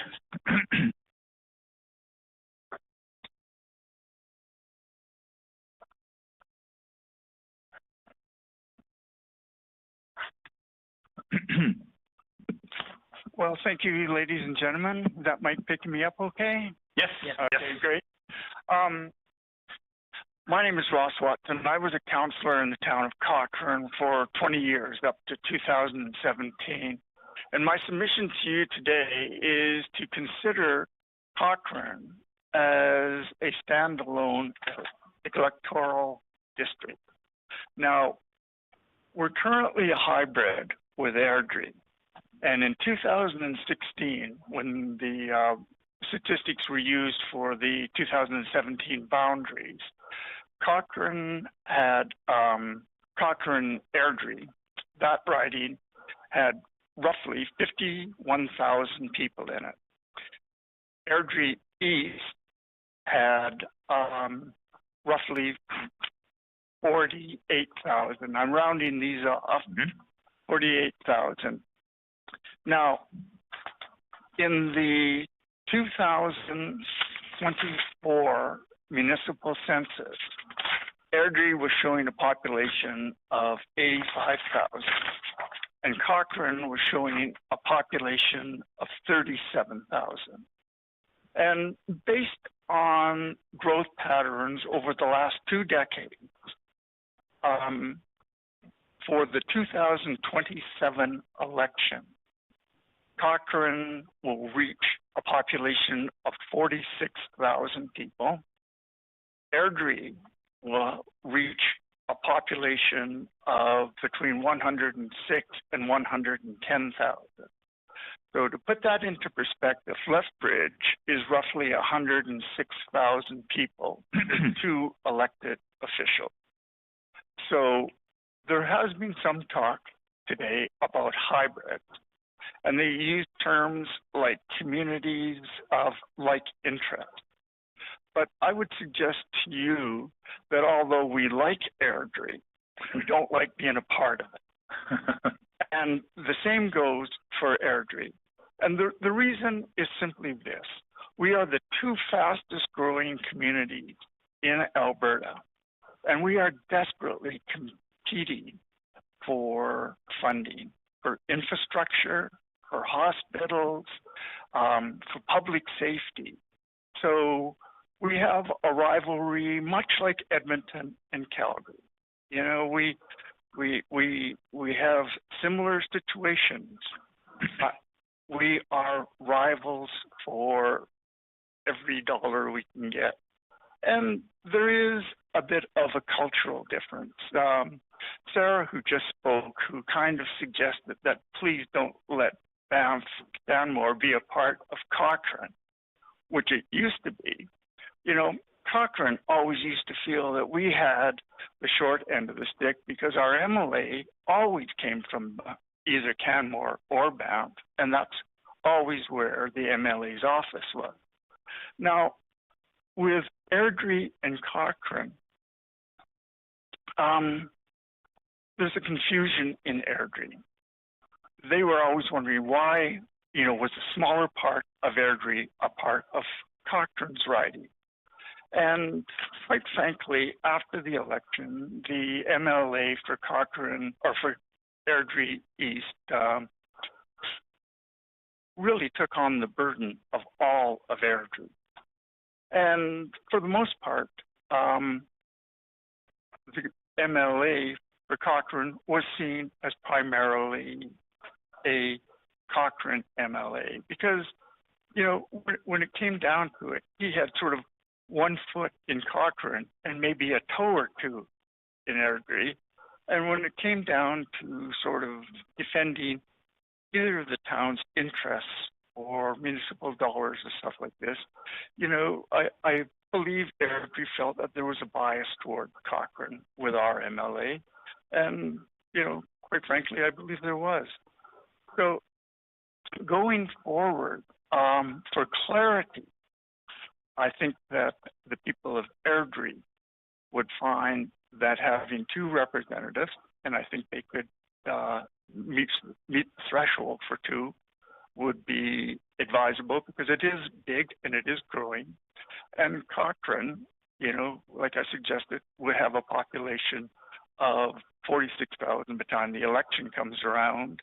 And I think that falls within your numbers.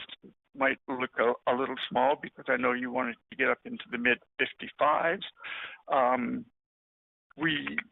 You could pick up some extra numbers because we share a lot because our schools draw from the Bears Paw area.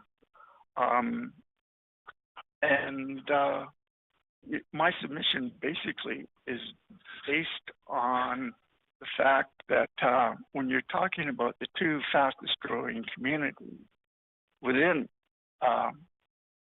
Alberta, you kind of want to, if I can use in these days the hockey scenario, you know, you kind of want to skate to where the puck will be rather than where it has been.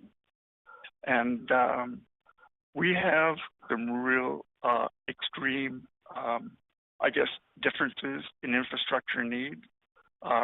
Cochrane has what I always thought was a misfortune of being intersected by two highways, a railway, and a river. Mm-hmm. You know, so our transportation costs and infrastructure costs are huge. Our traffic situations need going forward a lot of dollars. And Airdrie, by the same token, has a lot of pressures because of its proximity to Calgary, and the pressures on Airdrie are quite great. So just in summation, I believe that the concept of a hybrid that we are currently in Airdrie Cochrane is not fair to either Airdrie or Cochrane. I think a better boundary could be drawn. And I believe it would add clarity to other than just the concept of population, clarity and fairness. I believe that Cochrane needs to be split from the Airdrie riding and a new riding formulated around Cochrane. So with that, I will leave myself open to questions from the panel. Mr. Watson, thank you very much for your concise and targeted presentation. Commissioners, if we're going to have a break, please keep your questions short and succinct this morning, and start with Mr. Evans. Thank you for your submissions, but can you tell me what the population is right now in Cochrane? 37,000.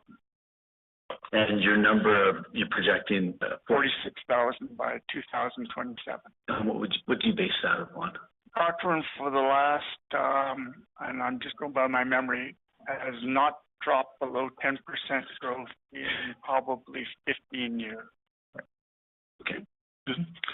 Thank you for your submission as well. I think I don't have a question, more of a comment. I was musing about having two large cities or mid-sized cities in one riding, how that works, and this is a good example, and you gave us a good explanation on mixed priorities and therefore mixed representation. Thank you for that clarity. You're welcome. Thank you. Dr. Martin? Thank you very much for that presentation. And you had mentioned towards the end of your submission, sir, you spoke about Bears Paw, which made me think, would you conceive of the immediate hinterland of Mitford up to Cochrane Lake, all the acreages, as part of your natural domain, if I can put it that way? Definitely, because Cochrane Lake and Montara, that area up there, use Cochrane services. They definitely consider Cochrane as, I guess, their center. Thank you. Okay. Thank you. Mr. Clark? Maybe going the southern direction then, if sort of Springbank area south of the river, those sorts of areas, is that like Springbank Airport, those, down 22, is that sort of another world, or is that, functionally related to Cochrane? Well, quite frankly, and this is an objective opinion, I think it's, like you suggest, another world. You have the new community of Harmony, you have, I guess, Springbanks, which is in, I guess in Sarah's riding, who just presented today, those communities, I think, just reach a little further out than Bears Paw. And I suggest, like Bears Paw, where, a lot of the people from Bears Paw, they shop in Cochrane. A lot of people from Bears Paw recreate in Cochrane. Their children are bused to Cochrane. Springbanks, not as much. Great, thank you. Thank you very much again, Mr. Watson. We are way past our break time, so I'm going to suggest we break for only 5 minutes. And then we'll commence with Mr. Candy's presentation. So 5 minutes, and we'll be back at convening. And I'm going to have to watch the clock a little more. I've been a little sloppy this morning, so my apologies. And one other thing I neglected to mention, all the public presentations, the audio will be available on the EBC website in due course, and a transcript of the proceedings will also be available on the website. So thank you very much, and we'll see you back here in 5 minutes.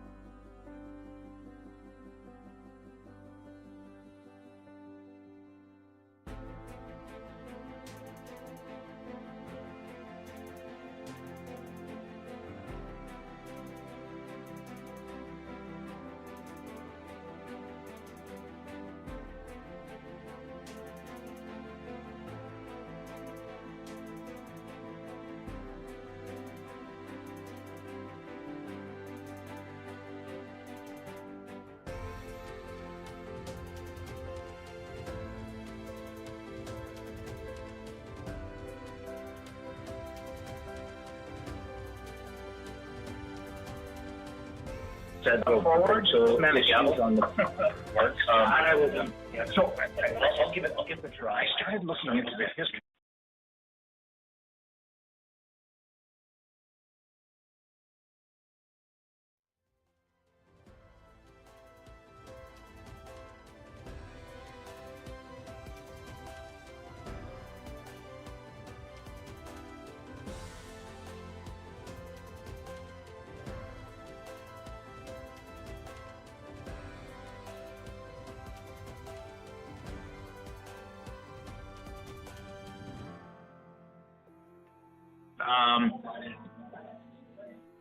Commissioners, can we reconvene so we can start post haste?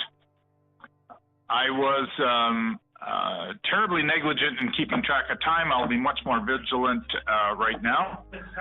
Yes. So I don't know if that you were supposed to speak, sir, at 10:10. So okay, please introduce yourself and tell us what constituency you represent. Absolutely. You can hear me? Okay, great. Yeah. So my name is Samir Kayande, and I am the MLA for Calgary Elbow. Okay. Okay. And so my submission is about Calgary Elbow. Calgary Elbow is actually, even within, every MLA I know talks about how the riding is a little bit special. Elbow is actually genuinely special. Because it has had it's had two premiers representing it, right? Strong cabinet ministers. It's had the leader of the Alberta Party representative, whose name currently escapes me right now.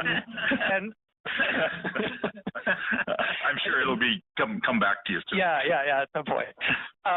And so, you know, and it has also had numerous different parties represented as well. We spoke the Alberta Party, the UCP, the PC, the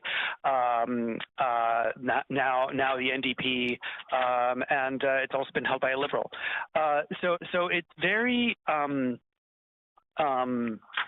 it's a microcosm for the city of Calgary in many respects. It is a fully urban riding that incorporates a lot of like post-war housing stock as well, that were like the original post-war suburbs in Altadore, for example, or you know, new urbanist developments in Garrison Woods, and you know, Central Memorial High School, you know, is a real draw for people.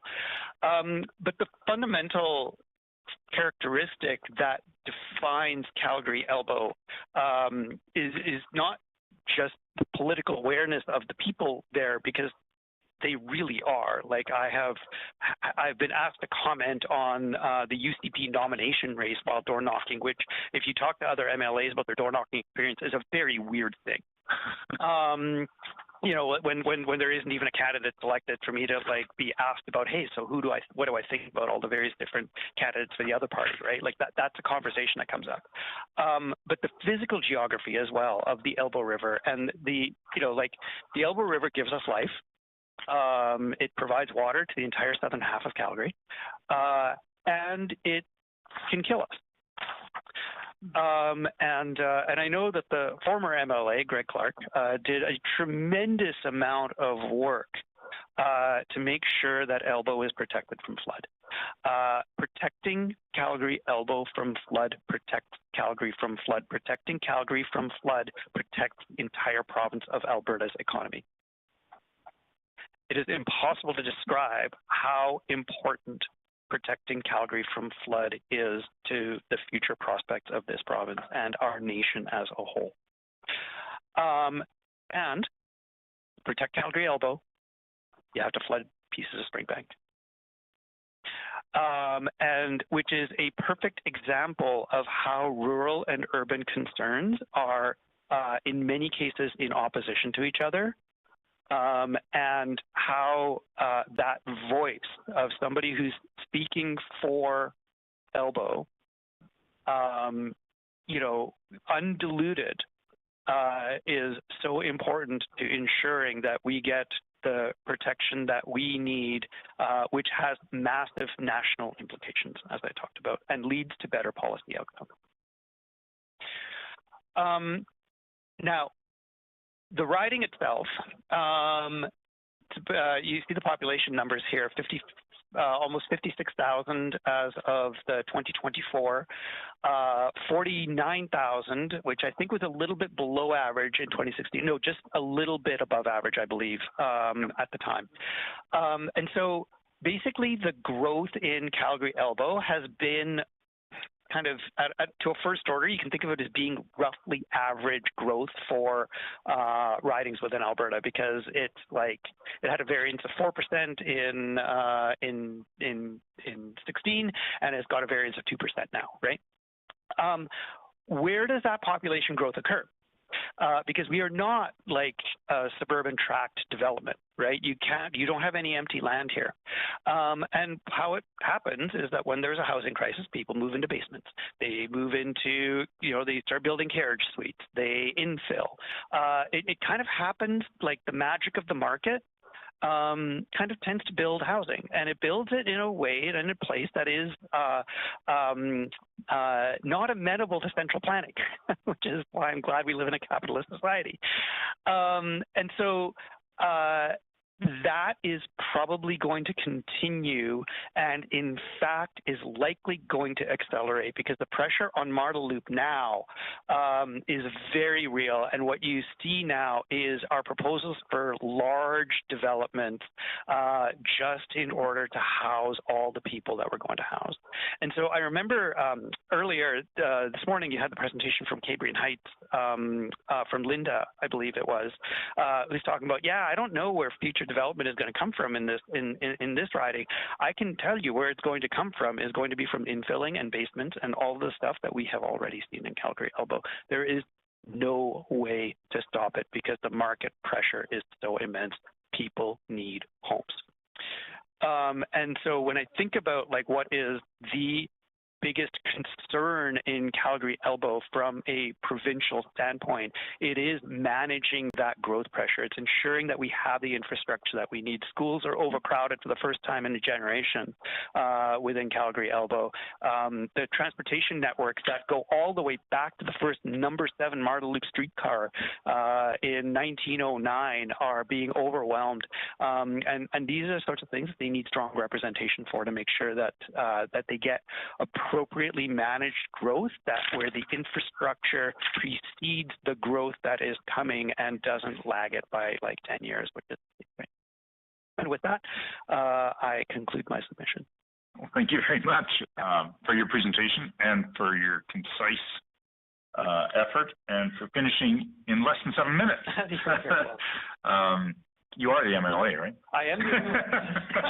Sorry, I couldn't resist. Mr. Evans, any questions?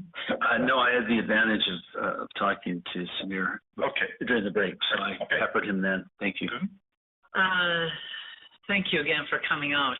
I just wanted to ask you, in your opinion, if there was a need to get the population down that is sitting in that electoral division to make up for the expected infill growth, would it be reasonable to look at the community of to the far west on the end? It kind of looks like almost an add-on piece. Glamorgan, you're thinking. Thank you, yes. And this is extremely awkward for me as an electoral official. Yes, I know. One of my communities under the bus. Whisper.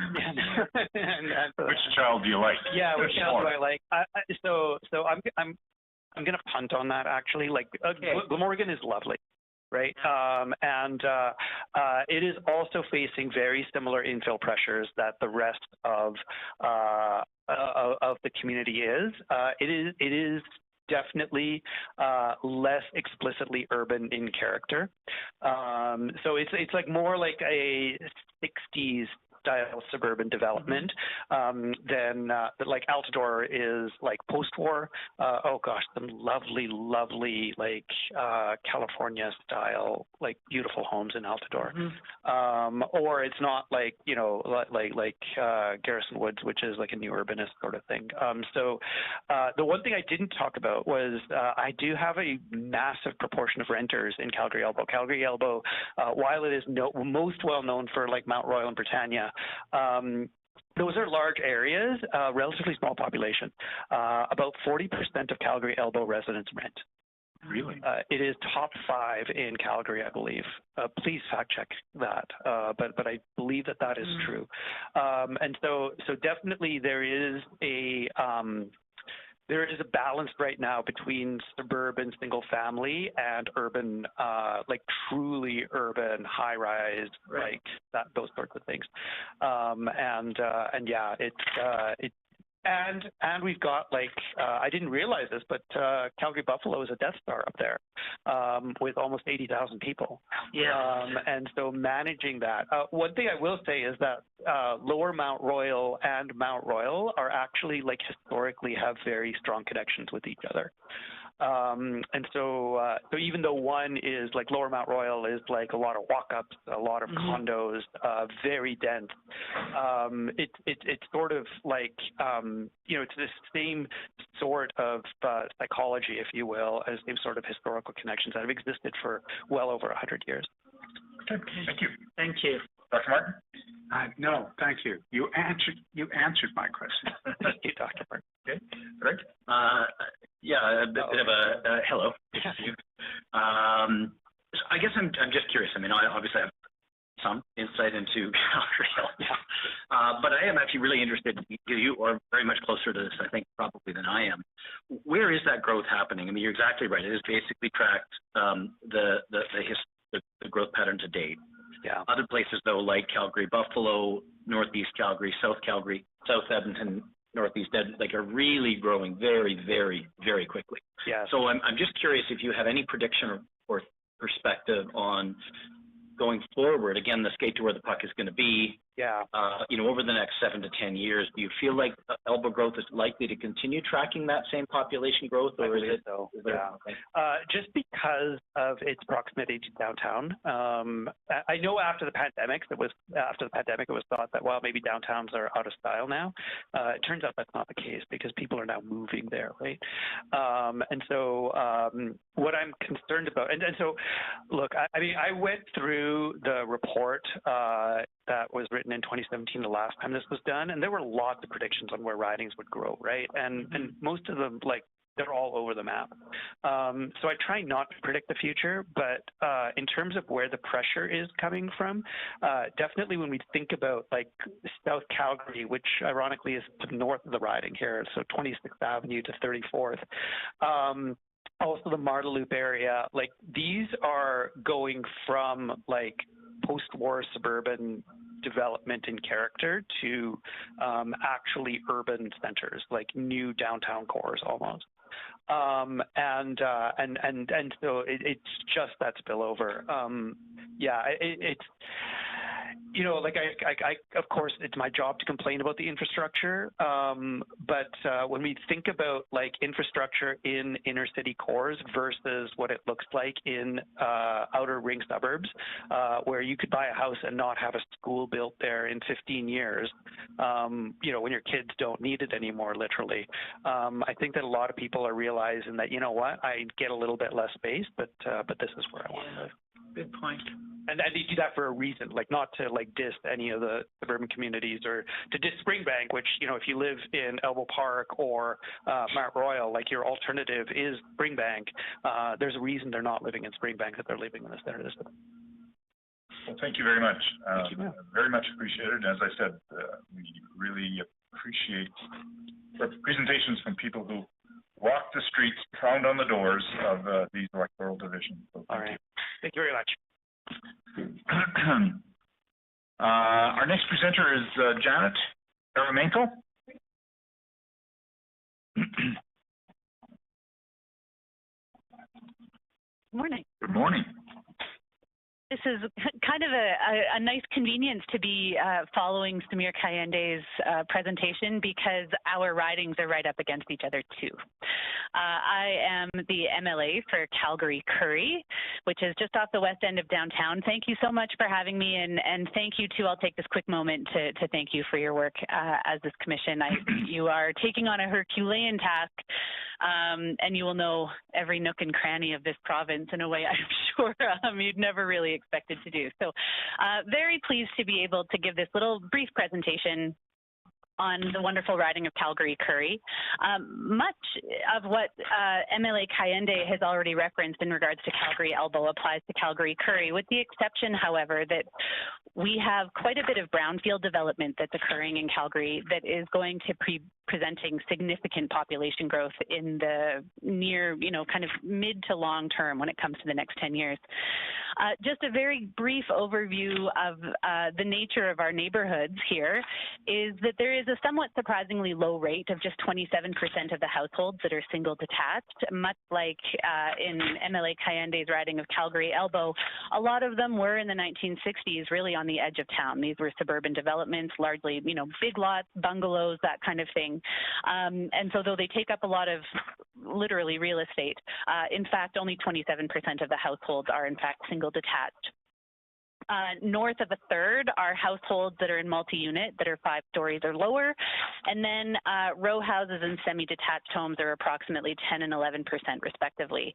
I would expect that for that latter category of row houses and townhomes are going to be increasing significantly, and that's largely the focus of my presentation today. Households are almost exactly 50-50 owner and renter. A lot of that, of course, a lot of the rental properties occurring more close to downtown in communities like Sinalta and Bankview, and then more ownership in the single unit houses further to the west towards Sarcee Trail. 70% of the homes were built prior to 1990, and many much earlier than 1960, about as old as Calgary itself in communities like Bankview and Sinalta, and the very unique and special community of Scarborough. So by the time we reached our next redraw, Curry is likely to look very different than it does now. The growth since the last boundary profile was generated has likely been at a rate very similar to what it has seen for several decades prior, but I expect we'll see a dramatic jump in the next decade on account of significant brownfield planning and developments and lot-specific densification facilitated in part as a result of the changes to Calgary zoning bylaws with the changes to blanket rezoning that has facilitated significant growth and development in these communities. Another bylaw that I think is worth noting is the transit-oriented development, which, relaxes some of the planning requirements in there, depending on the proximity to large public transit hubs. The west line of the C-train runs right up through the middle of Calgary Curry. We have 4 C-train stations, and then we also have the new bus rapid transit route that runs down Crowchild Trail. So that TOD development is helping to facilitate significant densification in and around those areas by quite a large area, a kilometer or 2 from those C-train stations is where we're allowed to have much greater building. And so density, as opposed to what's happening on the outskirts of the city when it comes to greenfield development and people necessarily being drawn to those areas. Rather, I think in Calgary Curry, it's a build it and they will come phenomenon. And so as a result of blanket zoning, where once a single family house is going to be built on that lot, we could be looking at 4 titled properties plus 4 secondary suites. So where there was 1 household, there may now be up to 8. Corner lots may even have an additional 4 titled suites. The growth in population is going to be significant. The pressure isn't from an influx of people, as I said, but rather market demand in terms of people interested in living more inner city. We know specifically on a small stretch of Crowchild Trail, for example, that within the next 10 to 20 years, we could see upwards of 2,000 new units. Those are plans that are literally on the books as we speak. Where the old Viscount Bennett School is situated on Crowchild Trail is slated to have north of 1,200 new units, 119 in phase 1, which is currently underway. And then, of course, we have down at the southern part, just west of Crowchild Trail there, is Curry Barracks. That is owned by Canada Lands, and currently there are 5 parcels of public land open to submissions or in the review stage that will present a total of 675 housing units. So like I said, in just that lower half of Crowchild Trail in Calgary, Curry, we're going to be looking at north of 2,000 units that are going to be in the pipe as we speak. In that construction, it's going to be construction season 12 months a year. And so a lot of significant growth, I think, is coming down the pipe. Certainly secondary suites, basement suites, and then in all of the rest of the communities where that densification is going to be happening with row houses, townhouses, facilitated in part as a result of TOD, is going to be significant. And so to my recommendations on what I hope you might consider in this challenge before you. One is that Calgary Curry has been a contiguous riding for really since its existence, and that my first recommendation respectfully is to keep communities together. There is a major thoroughfare to the west that is Sarcee Trail, Glenmore Trail roughly to the south, and then of course we have the river to the north. We all know how in Calgary we are deeply loyal about our quadrants, and I would not want to consider going north of the river. These are predictable and quite common sense boundaries to the riding that help communities and voters organize themselves. To the east, of course, is a little bit of a different challenge where we butt up against Buffalo and Elbow, and those have always been boundaries that have been tweaked and shifted over the years.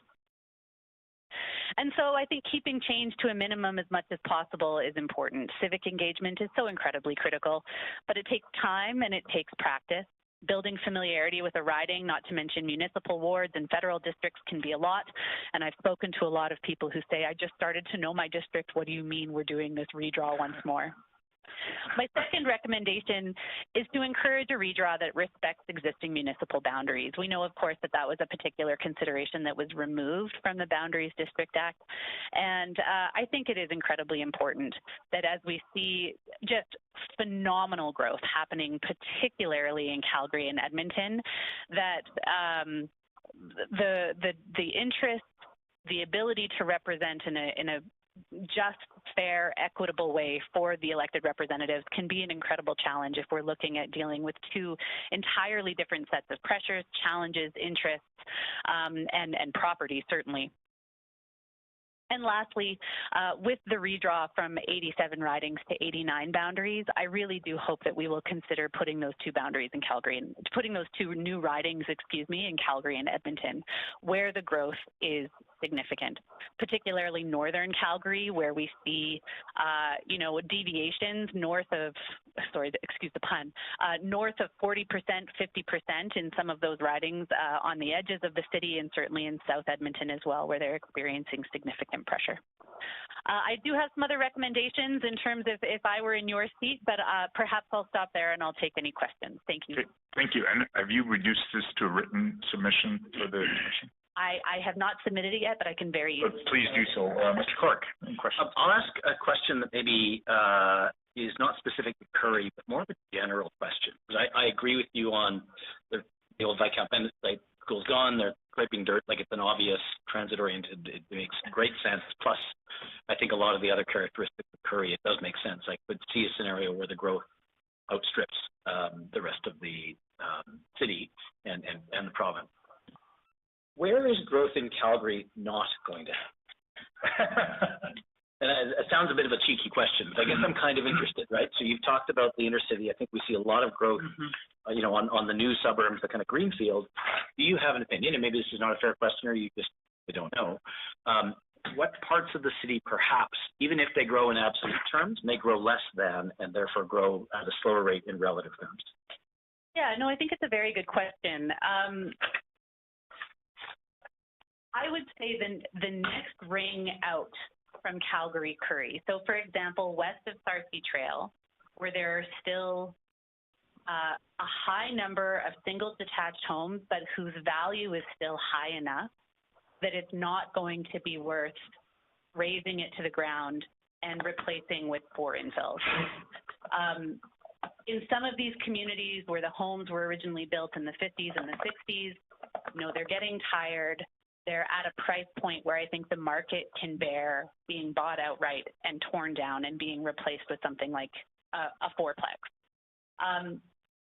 So I would probably suggest, Mr. Clark, that it would be in the next ring outside of this particular area. So when I think about some of the kind of main thoroughfares west of Sarcee Trail, south of Glenmore, south of Anderson, I don't know the east of the city quite as well, my apologies, but when I think of west of Sarcee, south of those in those kind of 90s, early 2000s communities where there's still single detached homes, and it simply isn't palatable from a market perspective to tear those down and change the density per lot. I think they won't be seeing the same kind of growth. I will note that there is, and I just in case this doesn't get mentioned in some of these conversations, significant planning developments on Tsuut'ina Nation. So south of Glenmore and west of 37th, all the way down to Highway 22, Tsuut'ina Nation, this was largely facilitated with the completion of the ring road.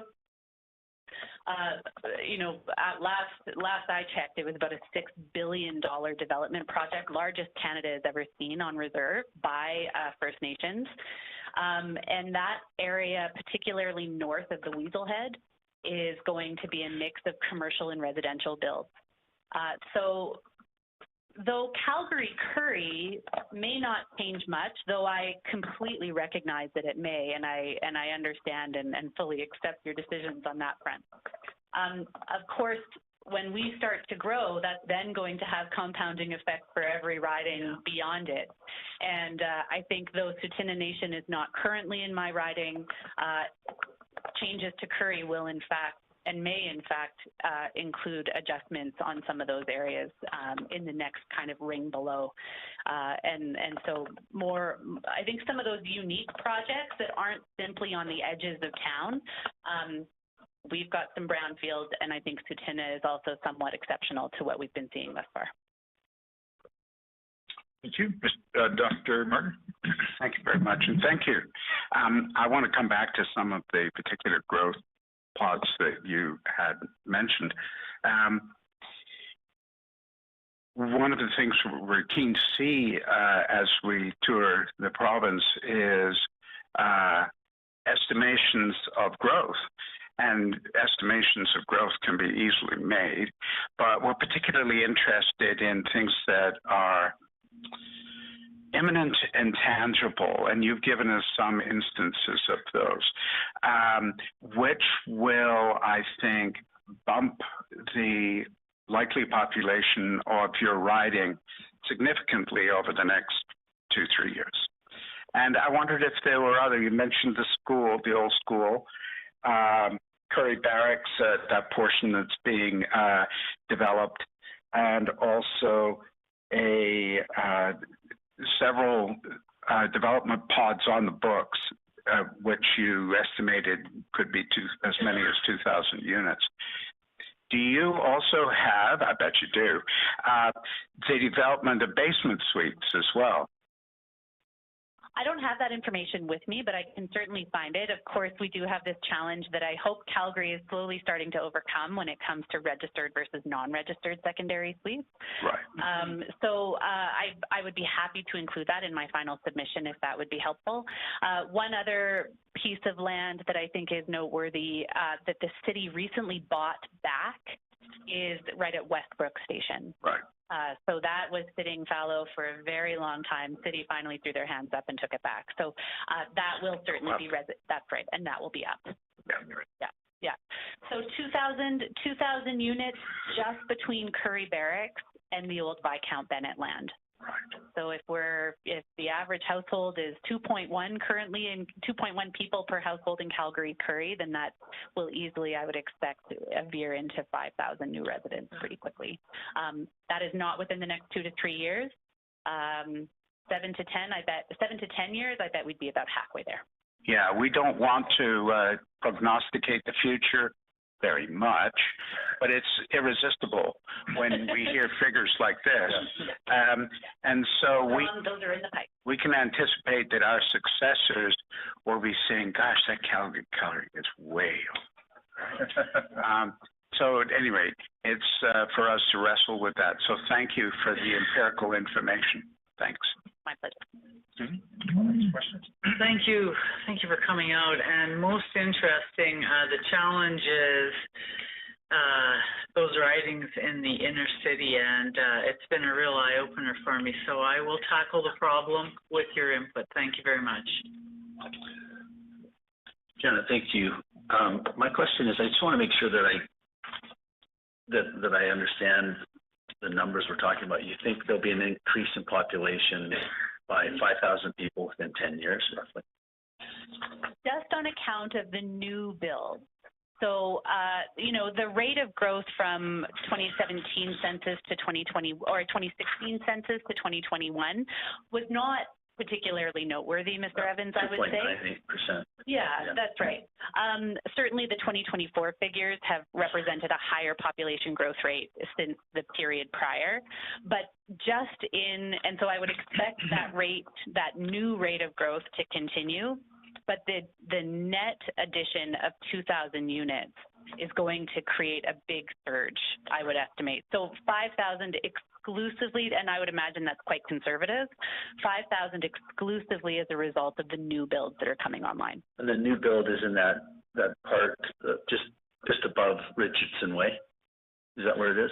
That's right. So yep. That's Curry Barracks. So several hundred hectares of land is there.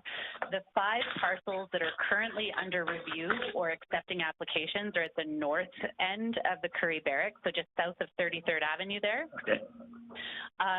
The other, where Viscount Bennett, the old high school used to be, is just north of the 33rd Avenue lettering there. Okay. You can see a bit of a larger space that's going to eventually accommodate 1,250 units. And eventually within the next 10 years? I think they'd probably get about halfway there as well. Again, crystal balling here a little bit. Of course, it totally depends on our local economy and how the market's doing and how the province is doing overall. I would say that I would expect that for both of those projects, we would get about halfway there in 10 years. Okay, thank you. Thank you again for your presentation. Much appreciated, and we look forward to the written submission when that's available. Our next presenter is Travis Imber, who's not here. Okay, that lightens up the schedule a bit. Michael Doyle.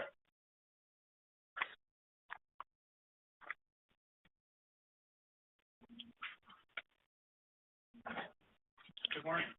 Good morning.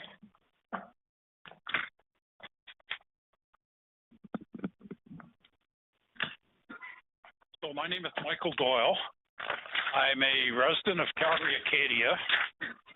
I was born in Victoria and moved to Calgary in 1968.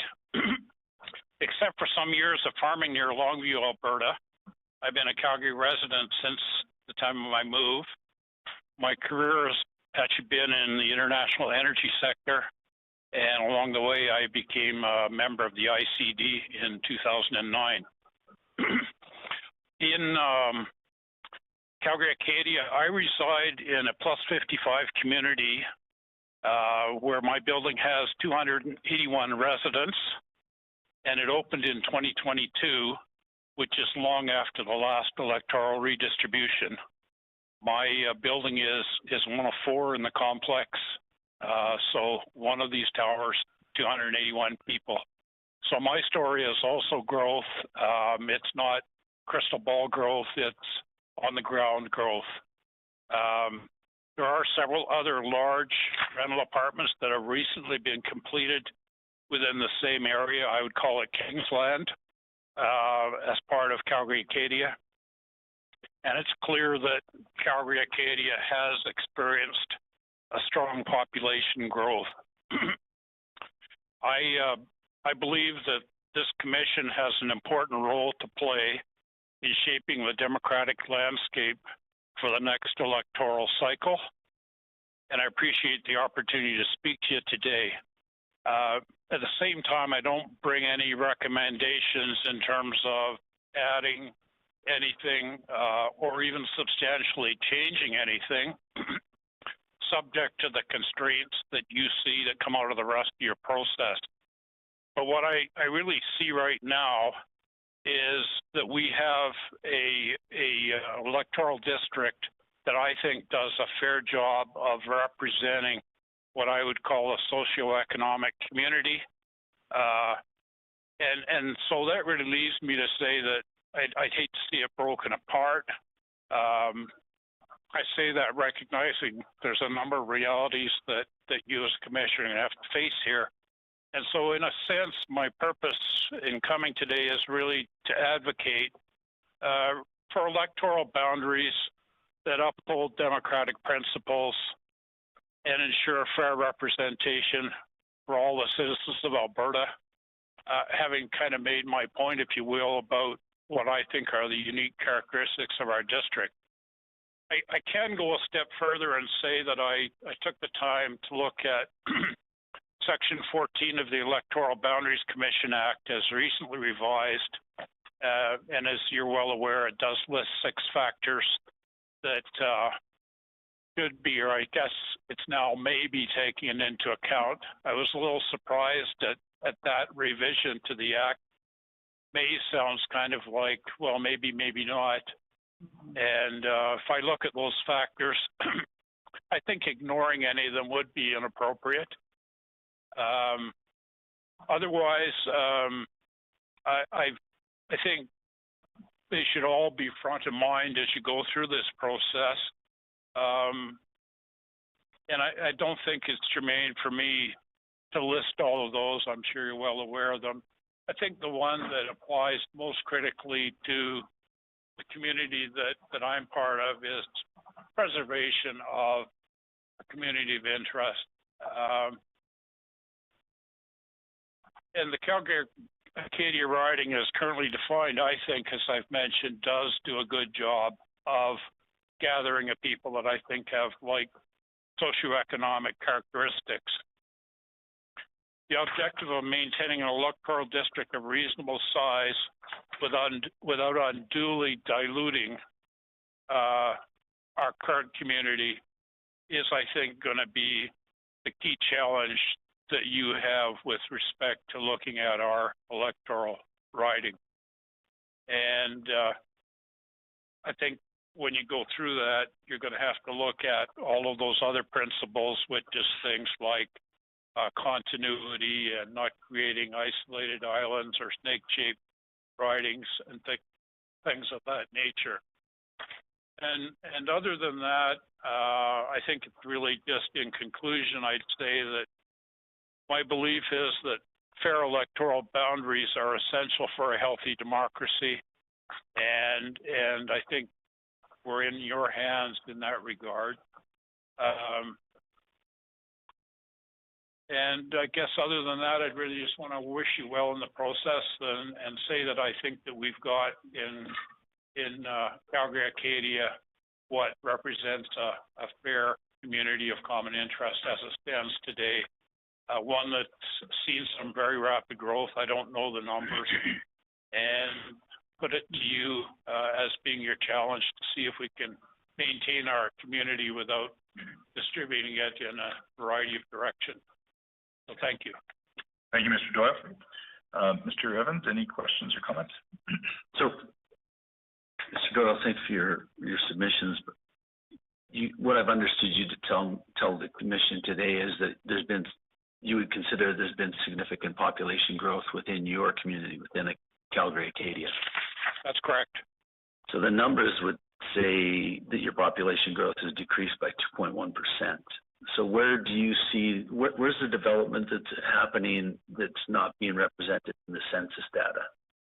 Yeah, that's an interesting number, and I got to admit that I was unaware of that.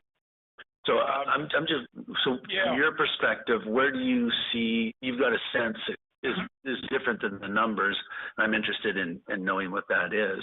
where you come, you know, how you come by that. So where would you say the growth? Well, I'm in the northwest corner of Heritage McLeod intersection. Okay. In a development that Trico completed in 2022. As I say, I'm in one of 4 towers, and my community, my tower just reached an occupancy of 281 people. They just told us that last week. I know that at Glenmore and McLeod intersection, 2 fairly large rental apartments have gone up. I know that 2 blocks north of me, north of 75th Avenue, but again within Kingsland, there's quite a large rental apartment complex that was completed, well, is being completed right now. It's not being occupied yet. Yeah, I got to admit, you've surprised me a little bit with that number that I didn't have an awareness of, and maybe I'm a little bit guilty of looking at what I see immediately adjacent to me. That's valuable, though. So yeah. You're seeing high density development, and certainly, you know, those I can only conjure up the possibility that those developments would actually remove people from the population role while they're being developed. But really, you know, mine, as I say, was completed in 2022. 2 large ones at Glenmore and McLeod. One of them is yet to be fully occupied. The other one, you know, was put on stream about a year ago. Yeah, that's an interesting statistic, and one last wiser than me here. One last question, Mr. Doyle. What drew you to all of the locations you could have picked in Calgary? What drew you to your particular neighborhood? Oh, gee, that's probably a story that doesn't have any real relevance here, but I was living immediately adjacent to the downtown, and was spending 50% of my time outside of Calgary. And when my children left home, I decided that I wanted to not own anything, and so I moved into a plus 55 building. When I did my ICD program back in 2009, a fellow by the name of Wayne Chu was in my class, and he at the time was chairman of Trico. I'm not sure if he still holds that role. He was the guy that I worked with in the class, and I heard he was building a plus 55 building. Felt very comfortable with the guy, and so I committed to his project when it was still unoccupied, and have lived there since 2022. Okay. Thank you so much. Appreciate that. Thanks for your presentation, and I find it quite interesting. And my daughter lives in Haysboro, and I drive into that area all the time, and I agree with your observations. On the main transportation routes, there's some high-rises going up, and that's where I see the growth in that area, just from in the car. So I agree with those comments, and thank you for that. Sure, thank you. Yeah, maybe I'll just ask a sort of almost a philosophical question. We've talked about the rapid population growth in Calgary over and over again. We've also, though, spent a lot of time on this panel in rural Alberta, and we'll spend some more here coming up later this week, and next week we head up north. We hear in Calgary a lot, and Edmonton, a lot of talk about community of interest and just the rapid population growth. But the flip side of that is in rural Alberta, they're dealing with just vast geography. It's a really challenge, so they have their own challenges. I guess I'd just ask, do you have any thoughts? And you don't, you know, if you don't, then you don't, feel free not to answer. But if you were talking to someone from rural Alberta and they said, listen, we've got these huge, big, vast geographies to deal with, you know, that needs to be a consideration as well. How do you balance out the population growth with just the challenge of representing such a large area with a sparse population? Yeah, I'm in kind of a unique place to maybe look at that, in that I farmed in East Longview for about 20 years, still a little bit active in that community, but not so much. And you know, for the most part, when I first moved there and bought my first farm in 1971, it was certainly pretty rural. It's changed a bit now. I guess the answer, in my view, would simply be that you know, we're constitutionally obligated to try our best to do one person, one vote. And I don't know if it answers your question, but it seems to me that an inevitable consequence of that constitutional obligation, right, however you want to see it, is that the cities are going to end up holding more electoral divisions than the rural areas.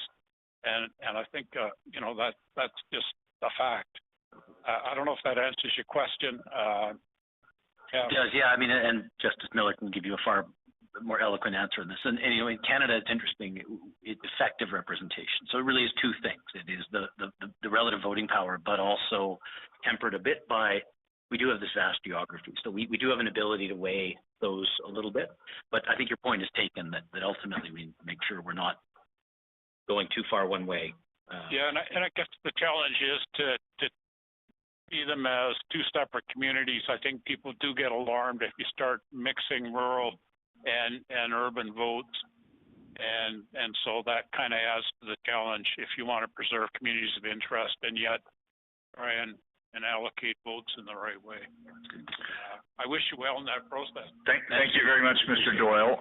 As you probably know or may not know, the electoral divisions in Alberta are numbered from 1 to 87. Okay. A little bit of trivia. Calgary Acadia is number 1. So you can take that back. There you go. I did not know there you go. I did wonder at who would handle the issue of how many ridings should one really have to have an effective legislature, because I know that in a business world, a board of 89 people would be extraordinary. Okay, thank you. Joan Stauffer.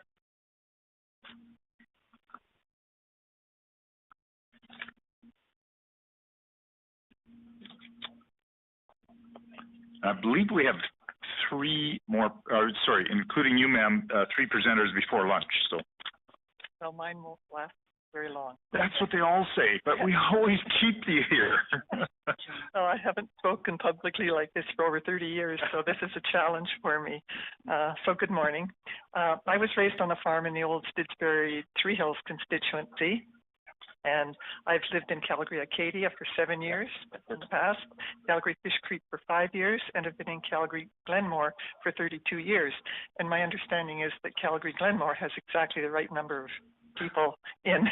We're at the right percentage. I may be a little bit off, but I think that's so. And although I was marinated in political discussions and activism, I limited myself to being a dedicated voter, only participating in a couple of campaigns over many years. I now want to support and participate in the democratic process. I believe the redrawing of the constituency boundaries is a cornerstone of democratic process, so here I am. I believe the homogeneous constituencies promote and support democracy and that hybrid constituencies do not. By homogeneous, I think of suburbs, inner city, bedroom communities, farms, and small towns supported by the farming community.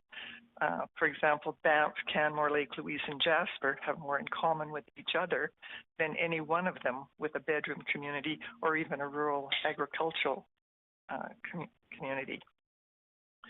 But they're often lumped together as rural, and they really aren't. By hybrid, I think of constituencies with a mix of suburbs, city, farming, tourist destinations, and bedroom communities.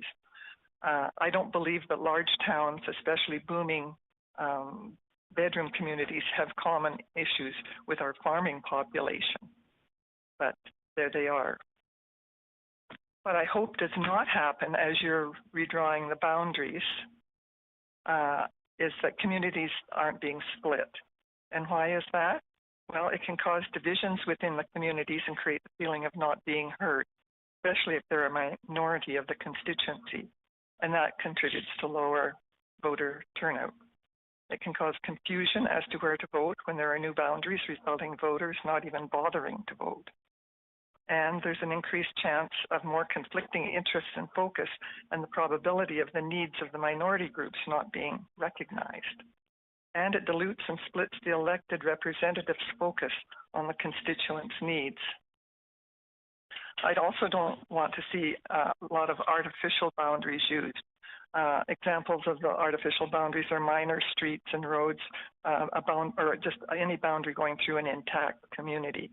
And this is versus familiar community boundaries such as historical boundaries, rivers, main transportation corridors,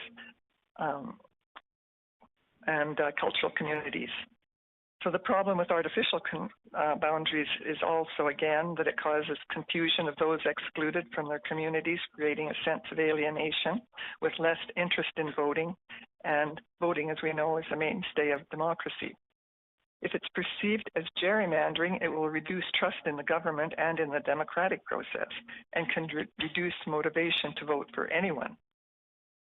Conflicting needs may be very high in hybrid constituencies, and elected representatives will be less able to represent the populations to the extent they want to and are elected to do.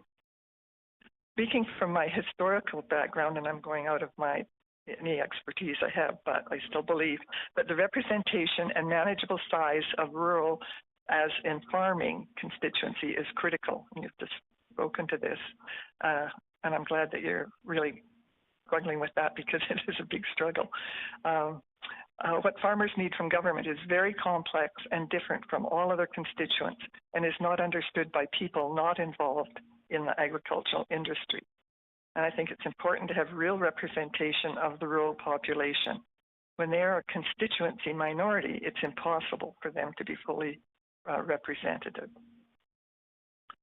In closing, the positive outcomes of homogeneous constituencies are that people have a greater chance of feeling they belong and thus participating, of being heard and speaking up, of being well represented in the government, of access to the representative, and the elected representative has a greater chance of being fully informed and able to act on the constituents' behalf.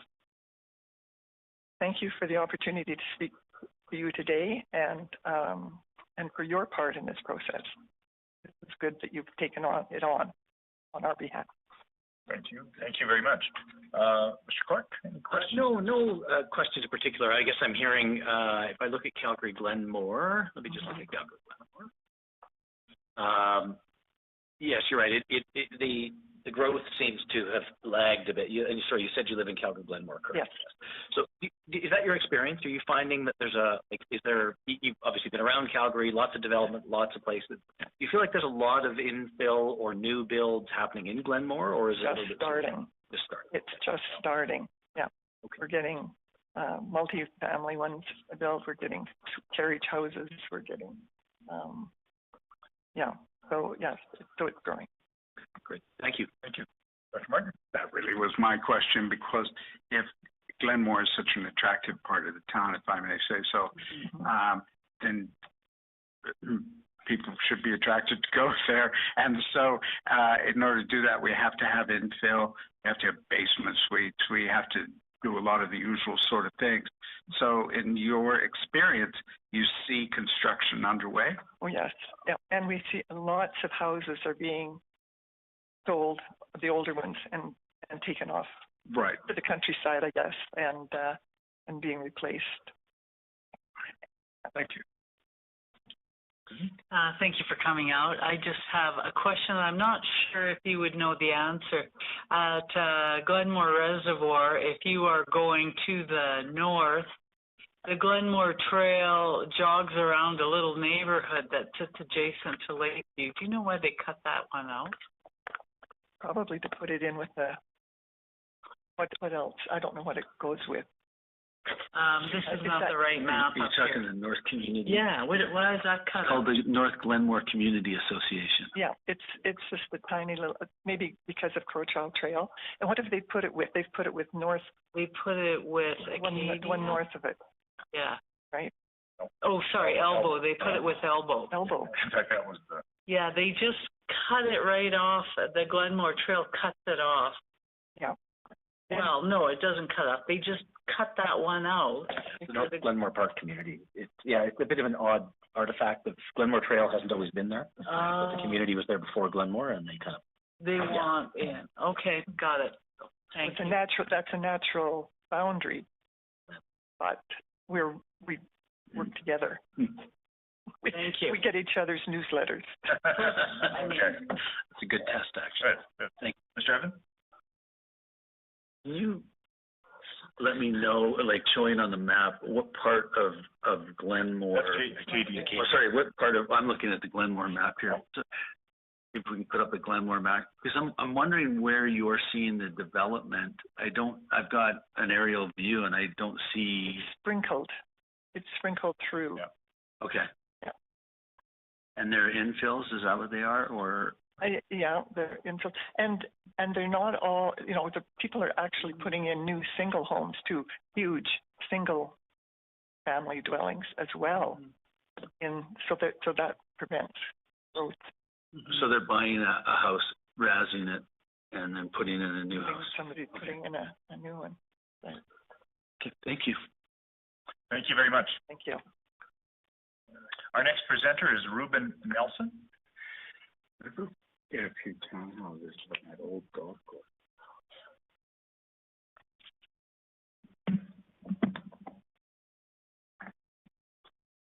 Good morning. Good morning. Thank you for doing this. I know it's required by law, but each of you is expressing a commitment as citizens to Alberta. I was born here a while ago, the end of the Depression. Lived in Ramsey, lived in Scarborough. I've lived in Varsity Acres as an adult when I was on faculty at U of C. I'm now living in Lac des Arcs, which is in Banff, Kananaskis. So if you could show that. And if you're interested, I'm one of the few Canadians who has actually lived a life as a professional futurist. So if you want to ask questions about the future, we'll take a crack at it. You're our man. If you look at Banff Kananaskis as it now exists, you'll see that it has kept intact something that is increasingly precious to those of us who live there. So the first thing I want to say to you is that you're used to the fact, those of you who know Calgary at all, weather forecasts here often start by looking to the mountains. Mm-hmm. And those mountains you see are Banff Kananaskis. That's the range from north to south. And it's the Bow River Valley and the Bow River water system. So you have the Bow River. On the north side, you have the Ghost River flowing into the Bow. On the south side, you have the Kananaskis River flowing into the Bow. And on the, you also have, of course, the Elbow. And what I want to point out is not, it doesn't appear in the newspapers, but particularly over the last 25 years, as our environmental consciousness has grown, people living in that area, and I'm thinking as from ordinary people to folks in volunteer organizations, churches, and the local governments, are learning to work together and to treat that landscape as a landscape that has its own integrity. Now, when the Federal Commission wandered through here about 3 years ago, they suggested that there was a division between Banff and Canmore. And so that Banff would have been in one federal constituency and Canmore in the other. In other words, it would have divided that just about in the middle. And people, they heard a lot about don't do that. And I'm not suggesting you're going to suggest that, but you will have to look at all kinds of permutations and combinations to fit population into landscape. And so the first thing and the most important thing this morning is to say, please respect the integrity of that Upper Bow Valley landscape and keep it in the same riding so that the people who are there, who are slowly learning to work together and treat it as a single entity. So that, yes, Waypers is up the Ghost River, and people who live in Waypers may not know anybody who lives down in Kananaskis country. And as you probably know, there aren't many down there. But bit by bit, we're learning to treat that landscape with greater respect. And if you chew it up into pieces, that's going to become impossible. So let me stop there on that point. The second question, and it obviously important to you, is the growth question. And you probably know that Canmore is growing as fast as you can build it. If you've been there recently, you'll find that the amount of new building in Canmore is quite extraordinary. My earliest memories of Canmore go back to the mid-1940s, and I've never seen anything like it.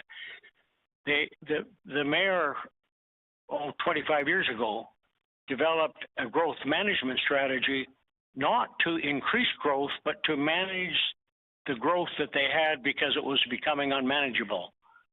And they're back to that state now. If the Three Sisters lands are allowed to follow the plans that the company has for them, it will double the size of Canmore from roughly 16,000 to 30,000. Which means that you have a continuous town from what is now Dead Man's Flats all the way up to almost the park gates. You may not be aware that there are many people in the valley who don't want that to happen, and there is an issue before the courts. And if that's a slim chance, but if it did happen that the courts decide that the government of Alberta must engage in a new environmental impact assessment rather than go with the one that was done in 1993, because 1993 in these terms is lifetimes ago. If that did happen, it will affect the final population of Canmore will, instead of adding 15,000, it may add fewer than 5,000. Not at all clear how that'll turn out. And it won't all happen in 10 years. But the decision of the courts will happen during the time you're making this. So one of the difficulties you have in this riding is the uncertainty, because the riding, you've got the uncertainty of that particular proposal and folks taking issues to the court. You also have the uncertainty that the growth in the area is largely people in Alberta who've done better than average, because the prices are, Canmore is now the most expensive town in Alberta to live in. And so it means it's increasingly pricey. And that's possible because Alberta, as we all know, over the last 50, 60 years, has done better than Canada. And most of that's about the price of oil. And as we know, the price of oil is not a magical number, but it sure is a number that is wispy. It's now you see it, now you don't. And so again, I would just, we know that the price of oil now is lower than the estimate of the province had for this time of year. And we also know that if the fight with the U.S. government about Canada's existence and its economy, that the Prime Minister has said, if need be, he will tax exported oil to the United States. Now, we all know that would make many people here unhappy, particularly the Premier, but I'm just saying what you're into is there's perfectly credible adjacent futures in which the growth in this area grinds to a halt. And I can't tell you where to put your money. I know where the market's putting its money, and I know where the common conversation is putting its money. But as Pierre Poilievre found in the last election, you can be prepared for a future that does not happen. And what you're faced with is a future you had not planned on, were not prepared for. And I'm just saying that when it comes to this riding, the uncertainties that you face are probably greater than any other riding in the province. End of story. Thank you. Thank you very much, Mr. Nelson. Questions or comments, Mr. Evans?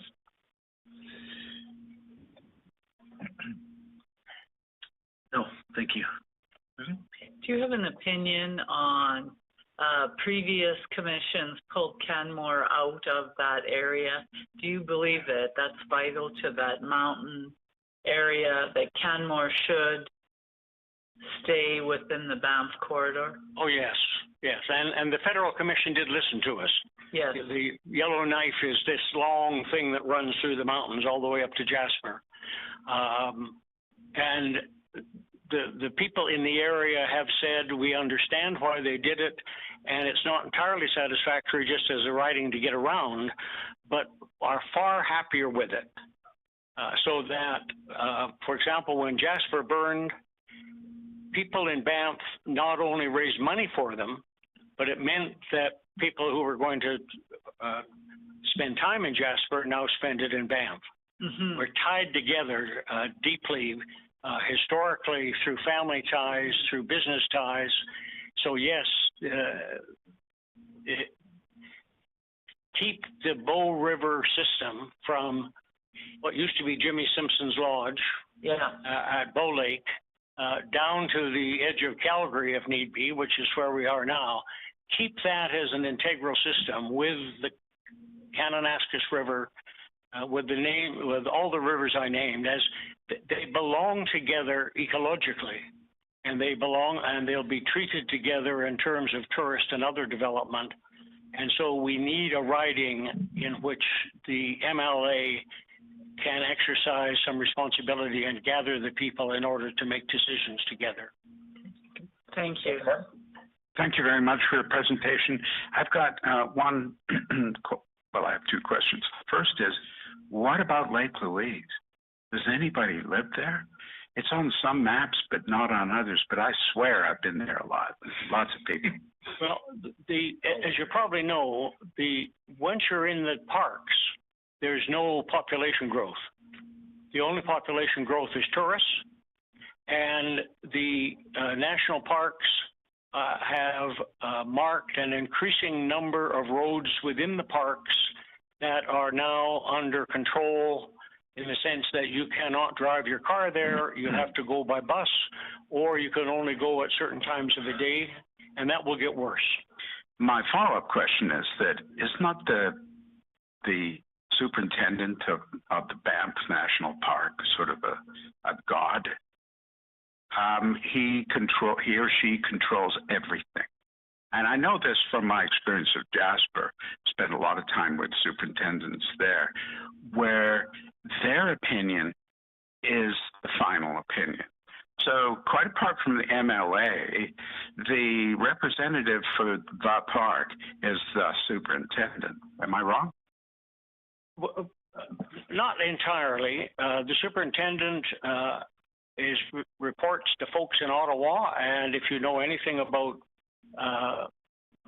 that, folks in Ottawa are of the view that they have the right to pass on laws and directives to the superintendent. So they don't see the superintendent as God. They see him as a public servant who is beholden to him. But my point then is... Well, if I just may, the other point I was going to say is that increasingly in the Banff area, the Banff Park Superintendent and his staff are involved not just with Banff, but with Canmore and other projects that I mentioned where we're learning to work together and see it as a whole, so that there's much less sense today than may have been the case in the past that Banff lives unto itself it's recognizing that it has a vested interest in what happens outside its borders and needs to learn to cooperate with us in a way that's absolutely mutual. Thank you. Thank you. Just a quick question. So you'd mentioned all the potential new builds in Canmore, and there's obviously a lot of uncertainty at what's happening in Canmore. I'm curious, do you have a thought or any data that tells us how many of those residences are permanent for the first home versus weekend creation? I'm not giving you exact data. I was hired by the town of Canmore to do a citizen engagement process in 2005. And at the time, there was about 5 or 6% of the homes in Canmore were weekenders. And if you go back into the, Calgarians have been weekending in Banff since the 1970s. When the mine closed at the end of the 70s, and then of course the Olympics came. Today, it's almost 25%, which is the reason that the town has put a tax on homes that are empty for 6 months of the year. Because I know people who, when they look down their street, they can see 2 other neighbors on a street of 27 homes. And all the other 27 are owned by weekenders. Yeah. And so that's a concern. And it's not the kind of thing, the development within towns is within limits subject to the whims of the town and the decisions it makes. But a lot of it, of course, is set out in the Alberta Municipal Act and other acts. And there are acts on the books that are known locally as the Canmore Acts, which were acts put in place deliberately by the government of Alberta who say to the town of Canmore, you cannot do what you just did. Every other town can do that, but you've made a decision that we're unhappy with, because if you think about it, the vested interest in Canmore at this point are pretty serious money. Much of that is Calgary money. Much of that is well connected to provincial governments in Alberta and have been going back, I assume, to the Liberals in 1905. So this is not news, but it does mean that there are pressures in Canmore that reach Edmonton, given the pressures of developers and serious money.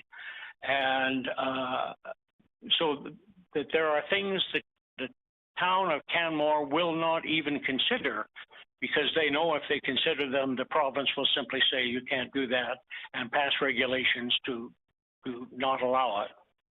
So it's fraught in all kinds of ways. What I'm suggesting in terms of at least keeping the landscape together and the people on it is to at least let those who are there now and will be there work out these things in some sense together with the park, together with the folks who live in the ranch lands up in the MD. It's a very interesting part of the province, and I don't envy you, but I'm just saying, to the extent that you can, leave it intact. You may have to add to it for population reasons. Let you work that out. Okay. But don't decide to cut it in the middle and give one to and another half to somebody else. Thank you very much, Mr. Nelson. Thank you. Appreciate your You have been kind and patient. Thank you. We've got one more presenter before lunch. 2 since when? Oh, okay. Sorry, you know what? Julia Law, I missed you in the, so sorry, can I have you present first, in fairness? I wouldn't, I thought we only had one. That's why I was a little more relaxed with Mr. Nelson, but okay. Thank you for having me and providing me with this opportunity. My name is Julia Law, and I am the Vice President External at the Students' Union for the University of Calgary. I'm also joined by my President, Naomi Bakana, also from the same organization. My job is to promote the welfare of my fellow undergraduates who elected me to carry out this work. In a way, I'm accountable to my own electorate. My constituents are 30,000 undergraduates, most of whom study at the campus beside Crowchild Trail, next to the neighborhood of Varsity. This being said, this places the University of Calgary and its students within the bounds of Calgary Varsity, which is what I'm here to talk about today. This electoral district includes the neighborhoods of Banff Trail, University Heights, Brentwood, Dalhousie, Parkdale, Charleswood, Point McKay, and as well as Varsity itself. Analysis of almost 5,000 student voters in 2018 found that 48% of the students I represent live in one of these areas. For more recent numbers, we can look at the census in 2021. This census provided that 11.7 of Calgarians were aged between 15 and 24. In Alberta, most undergraduate or prospective undergraduate students are between these ages. As of the census, this demographic made up more than 12% of the respective populations of Varsity, Dalhousie, and Charleswood. It made up 17% of Banff Trail, 19% of Brentwood, and 22% of University Heights. They were comparatively less represented in Parkdale and Point McKay, where they took up 6% of each, but the census also found that these neighborhoods contain a significant number of professionals in the field of education. In fact, the 2021 census tells us in each neighborhood represented by Calgary Varsity, educational services appears in the top 5 professions held by the residents. Just as students live in these districts, so do university staff. Students also play an important role in the economies of Calgary Varsity. The SU oversees around 300 clubs, dozens of which carry out charitable and volunteer work in these neighborhoods each year. One could say that, in terms of size and organization, students are a neighborhood. To illustrate, we note that Calgary Varsity had 45,000 residents in 2021, which is aligned with the Commission's target population range. At that time, the number of students enrolled at the University of Calgary, undergraduates and graduates, was 35,000.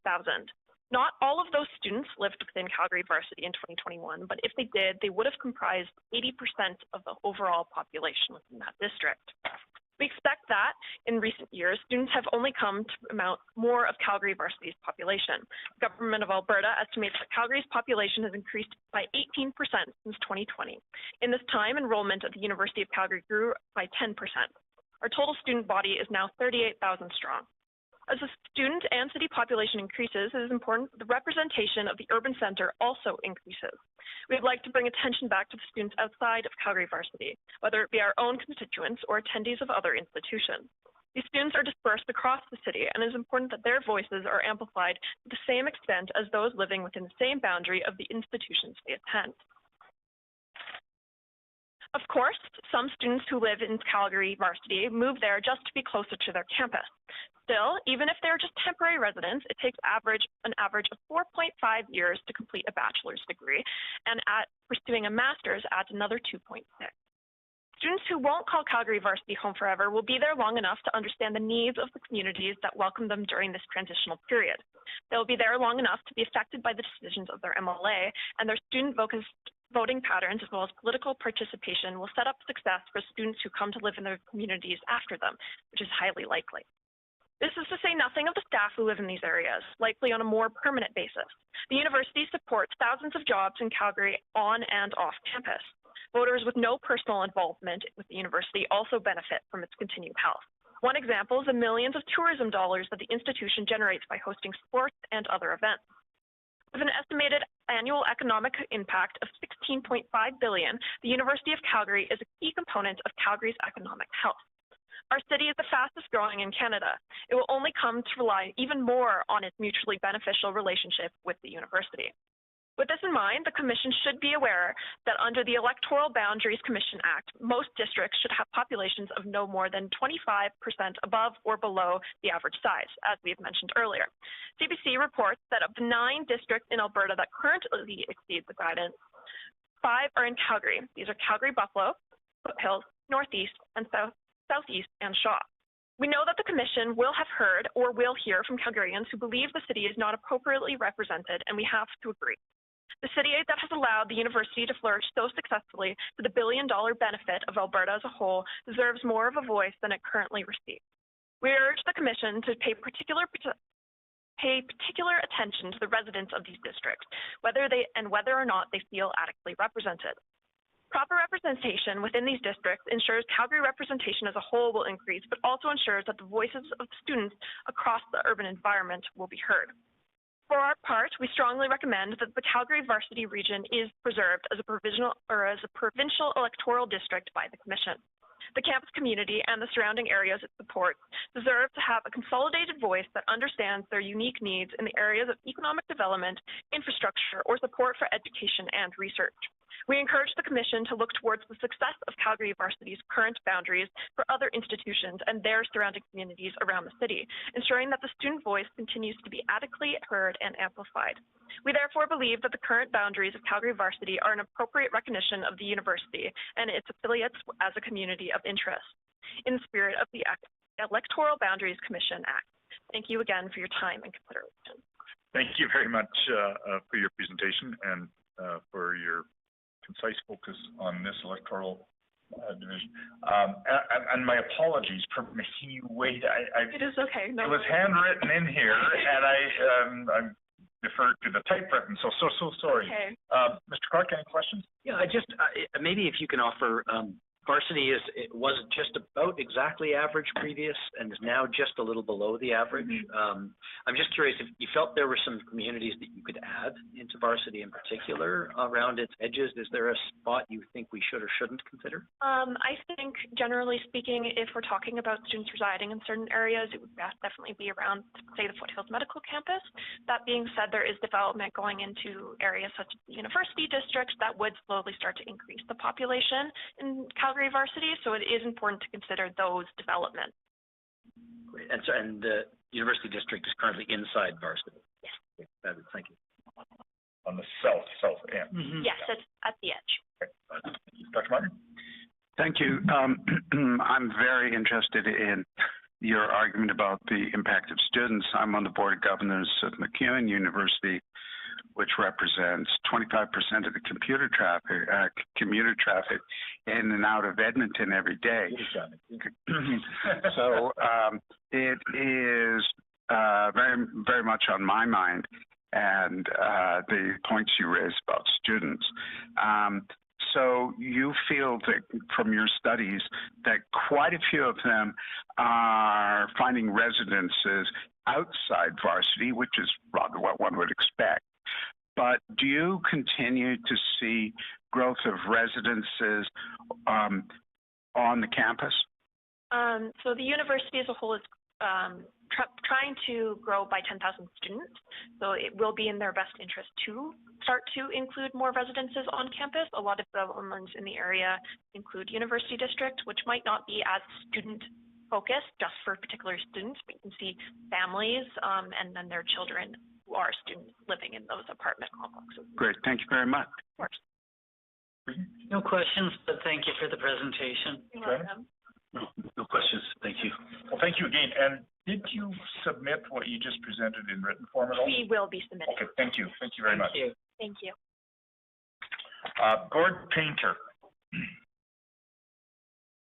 You were scheduled for 11:30. We're 40 minutes late. We're still faster than most emergency rooms, so don't complain. No problem at all. I budgeted for a slight overreach. No problem. I'll read from my presentation, which has been submitted. Okay. Thank you.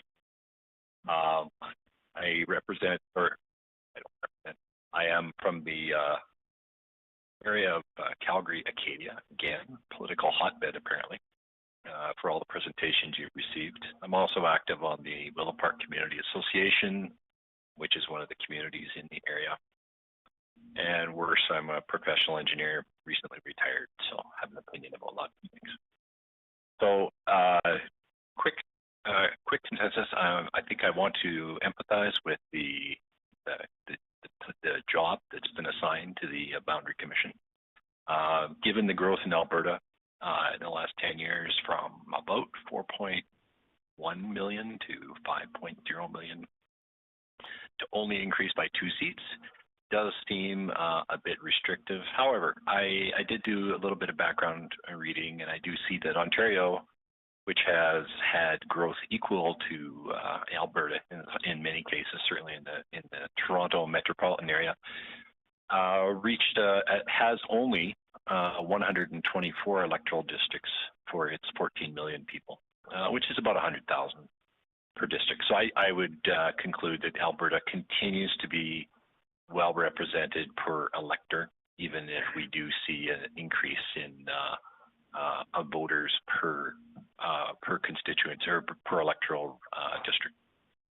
So I think the critical thing, as several people have pointed out, is really the effectiveness of that presentation. However, I do note that, like some of the other presentations, Calgary and Edmonton grew disproportionately compared to the rest of the province. Calgary and Edmonton metropolitan areas grew by 550,000 people in the last 10 years, which represented about 71% of the total increase in the population. So those Calgary and Edmonton represent about 45 of the Alberta 87 ridings, but saw 71% of about half of the ridings, but 71% of the population increase. There is a slide in my presentation, but I'll just briefly touch on it. Essentially, Calgary's share of the population provincially has grown from about 32.5% to 34%. Edmonton marginally decreased from 32.5% to 32%, and the rest of Alberta, meaning everything outside of Calgary and Edmonton, decreased from about 35% to 34%. So there is an argument that Calgary continues to grow disproportionately over and above the other areas of the province. When I look at the 2017 Boundaries Commission report, they did an excellent job allocating ridings. There were 2 electoral district exceptions in Northern Alberta, which are completely justifiable. The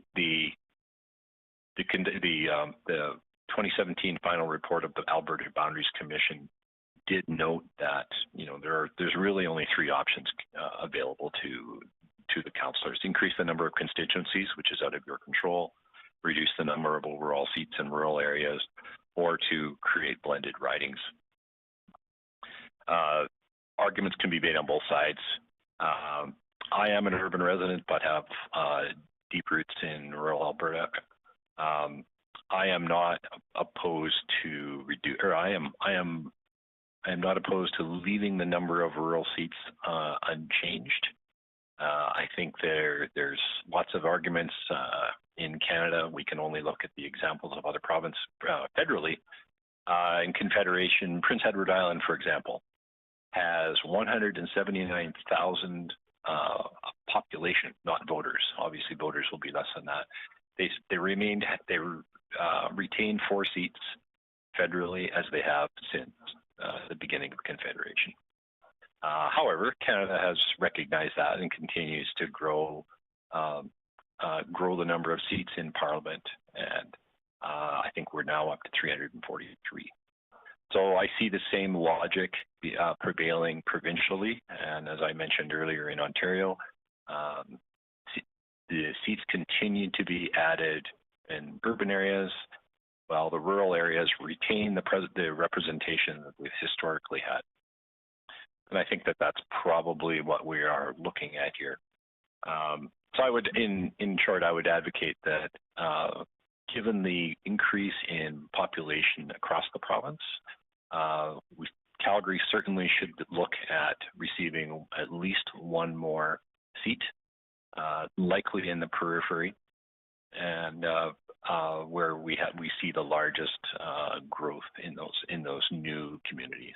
And MLA Aramenko referred to that as well. Finally, I'll just talk about a success story for the previous Boundary Commission, which is Calgary Acadia. In 2023, the MLA was elected by a very slim majority of 7 seats. And in fact, it was very similar in Glenmore as well. After the official recount was 25 seats, and after the judicial review was 22 seats. The well-designed riding, contiguous boundaries, rough roughly similar ages of communities built between 1950, 52, and 1968. Demographics are similar, but the important part was that was not a safe seat. That election could have gone either way. Every vote counted, and that was up to voters to make that difference. So, in my books, that was a success story. That was a well-designed riding, where the previous boundary commission did a good job of making sure that voters' interests could be heard at the ballot box. Democracy worked in part because of the careful design of that riding. So, thank you. Thank you very much. Mr. Evans, any questions or comments? No, thank you for your presentation. Thank you. I like that story about the voters. I did know that the MLA in Acadia only won by a few, and that is quite like to tie it back to the boundaries. I hadn't thought about that. That's excellent. Yes, indeed. And I'll also mention I was there for the official recount, so I watched all 23,000 votes get recounted. And it's a great exercise in democracy. There was absolutely no question that the right, even though it was a narrow victory, that the right answer prevailed. So. Excellent. Thank you. Okay. Nothing for me. No, that's fabulous. Thank you. I appreciate the good people of Acadia coming out representing. It's quite surprised. I'll mention one other thing. You mentioned transit-oriented development, or I think LMLA Karamenko mentioned transit-oriented development and pressures on growth. I think Calgary Acadia will see average growth as we see across the city. There is a large transit-oriented development scheduled for Anderson LRT station area, but I'll note that it's mostly aspirational. It won't really become to fruition until after the Green Line is in place and parking pressure is reduced on Anderson Station. It depends on Tower Chrysler dealership basically being turned into apartment buildings and potentially part of South Center, neither of which is really going to happen in the next few years. So I think that can be safely postponed to the next electoral commission. So. Thank you, Mr. Painter. Typical of an engineer, we finished perfectly at 10 minutes. Thank you, sir. Thank you, and we'll adjourn until 1 p.m. for continuation of the hearing.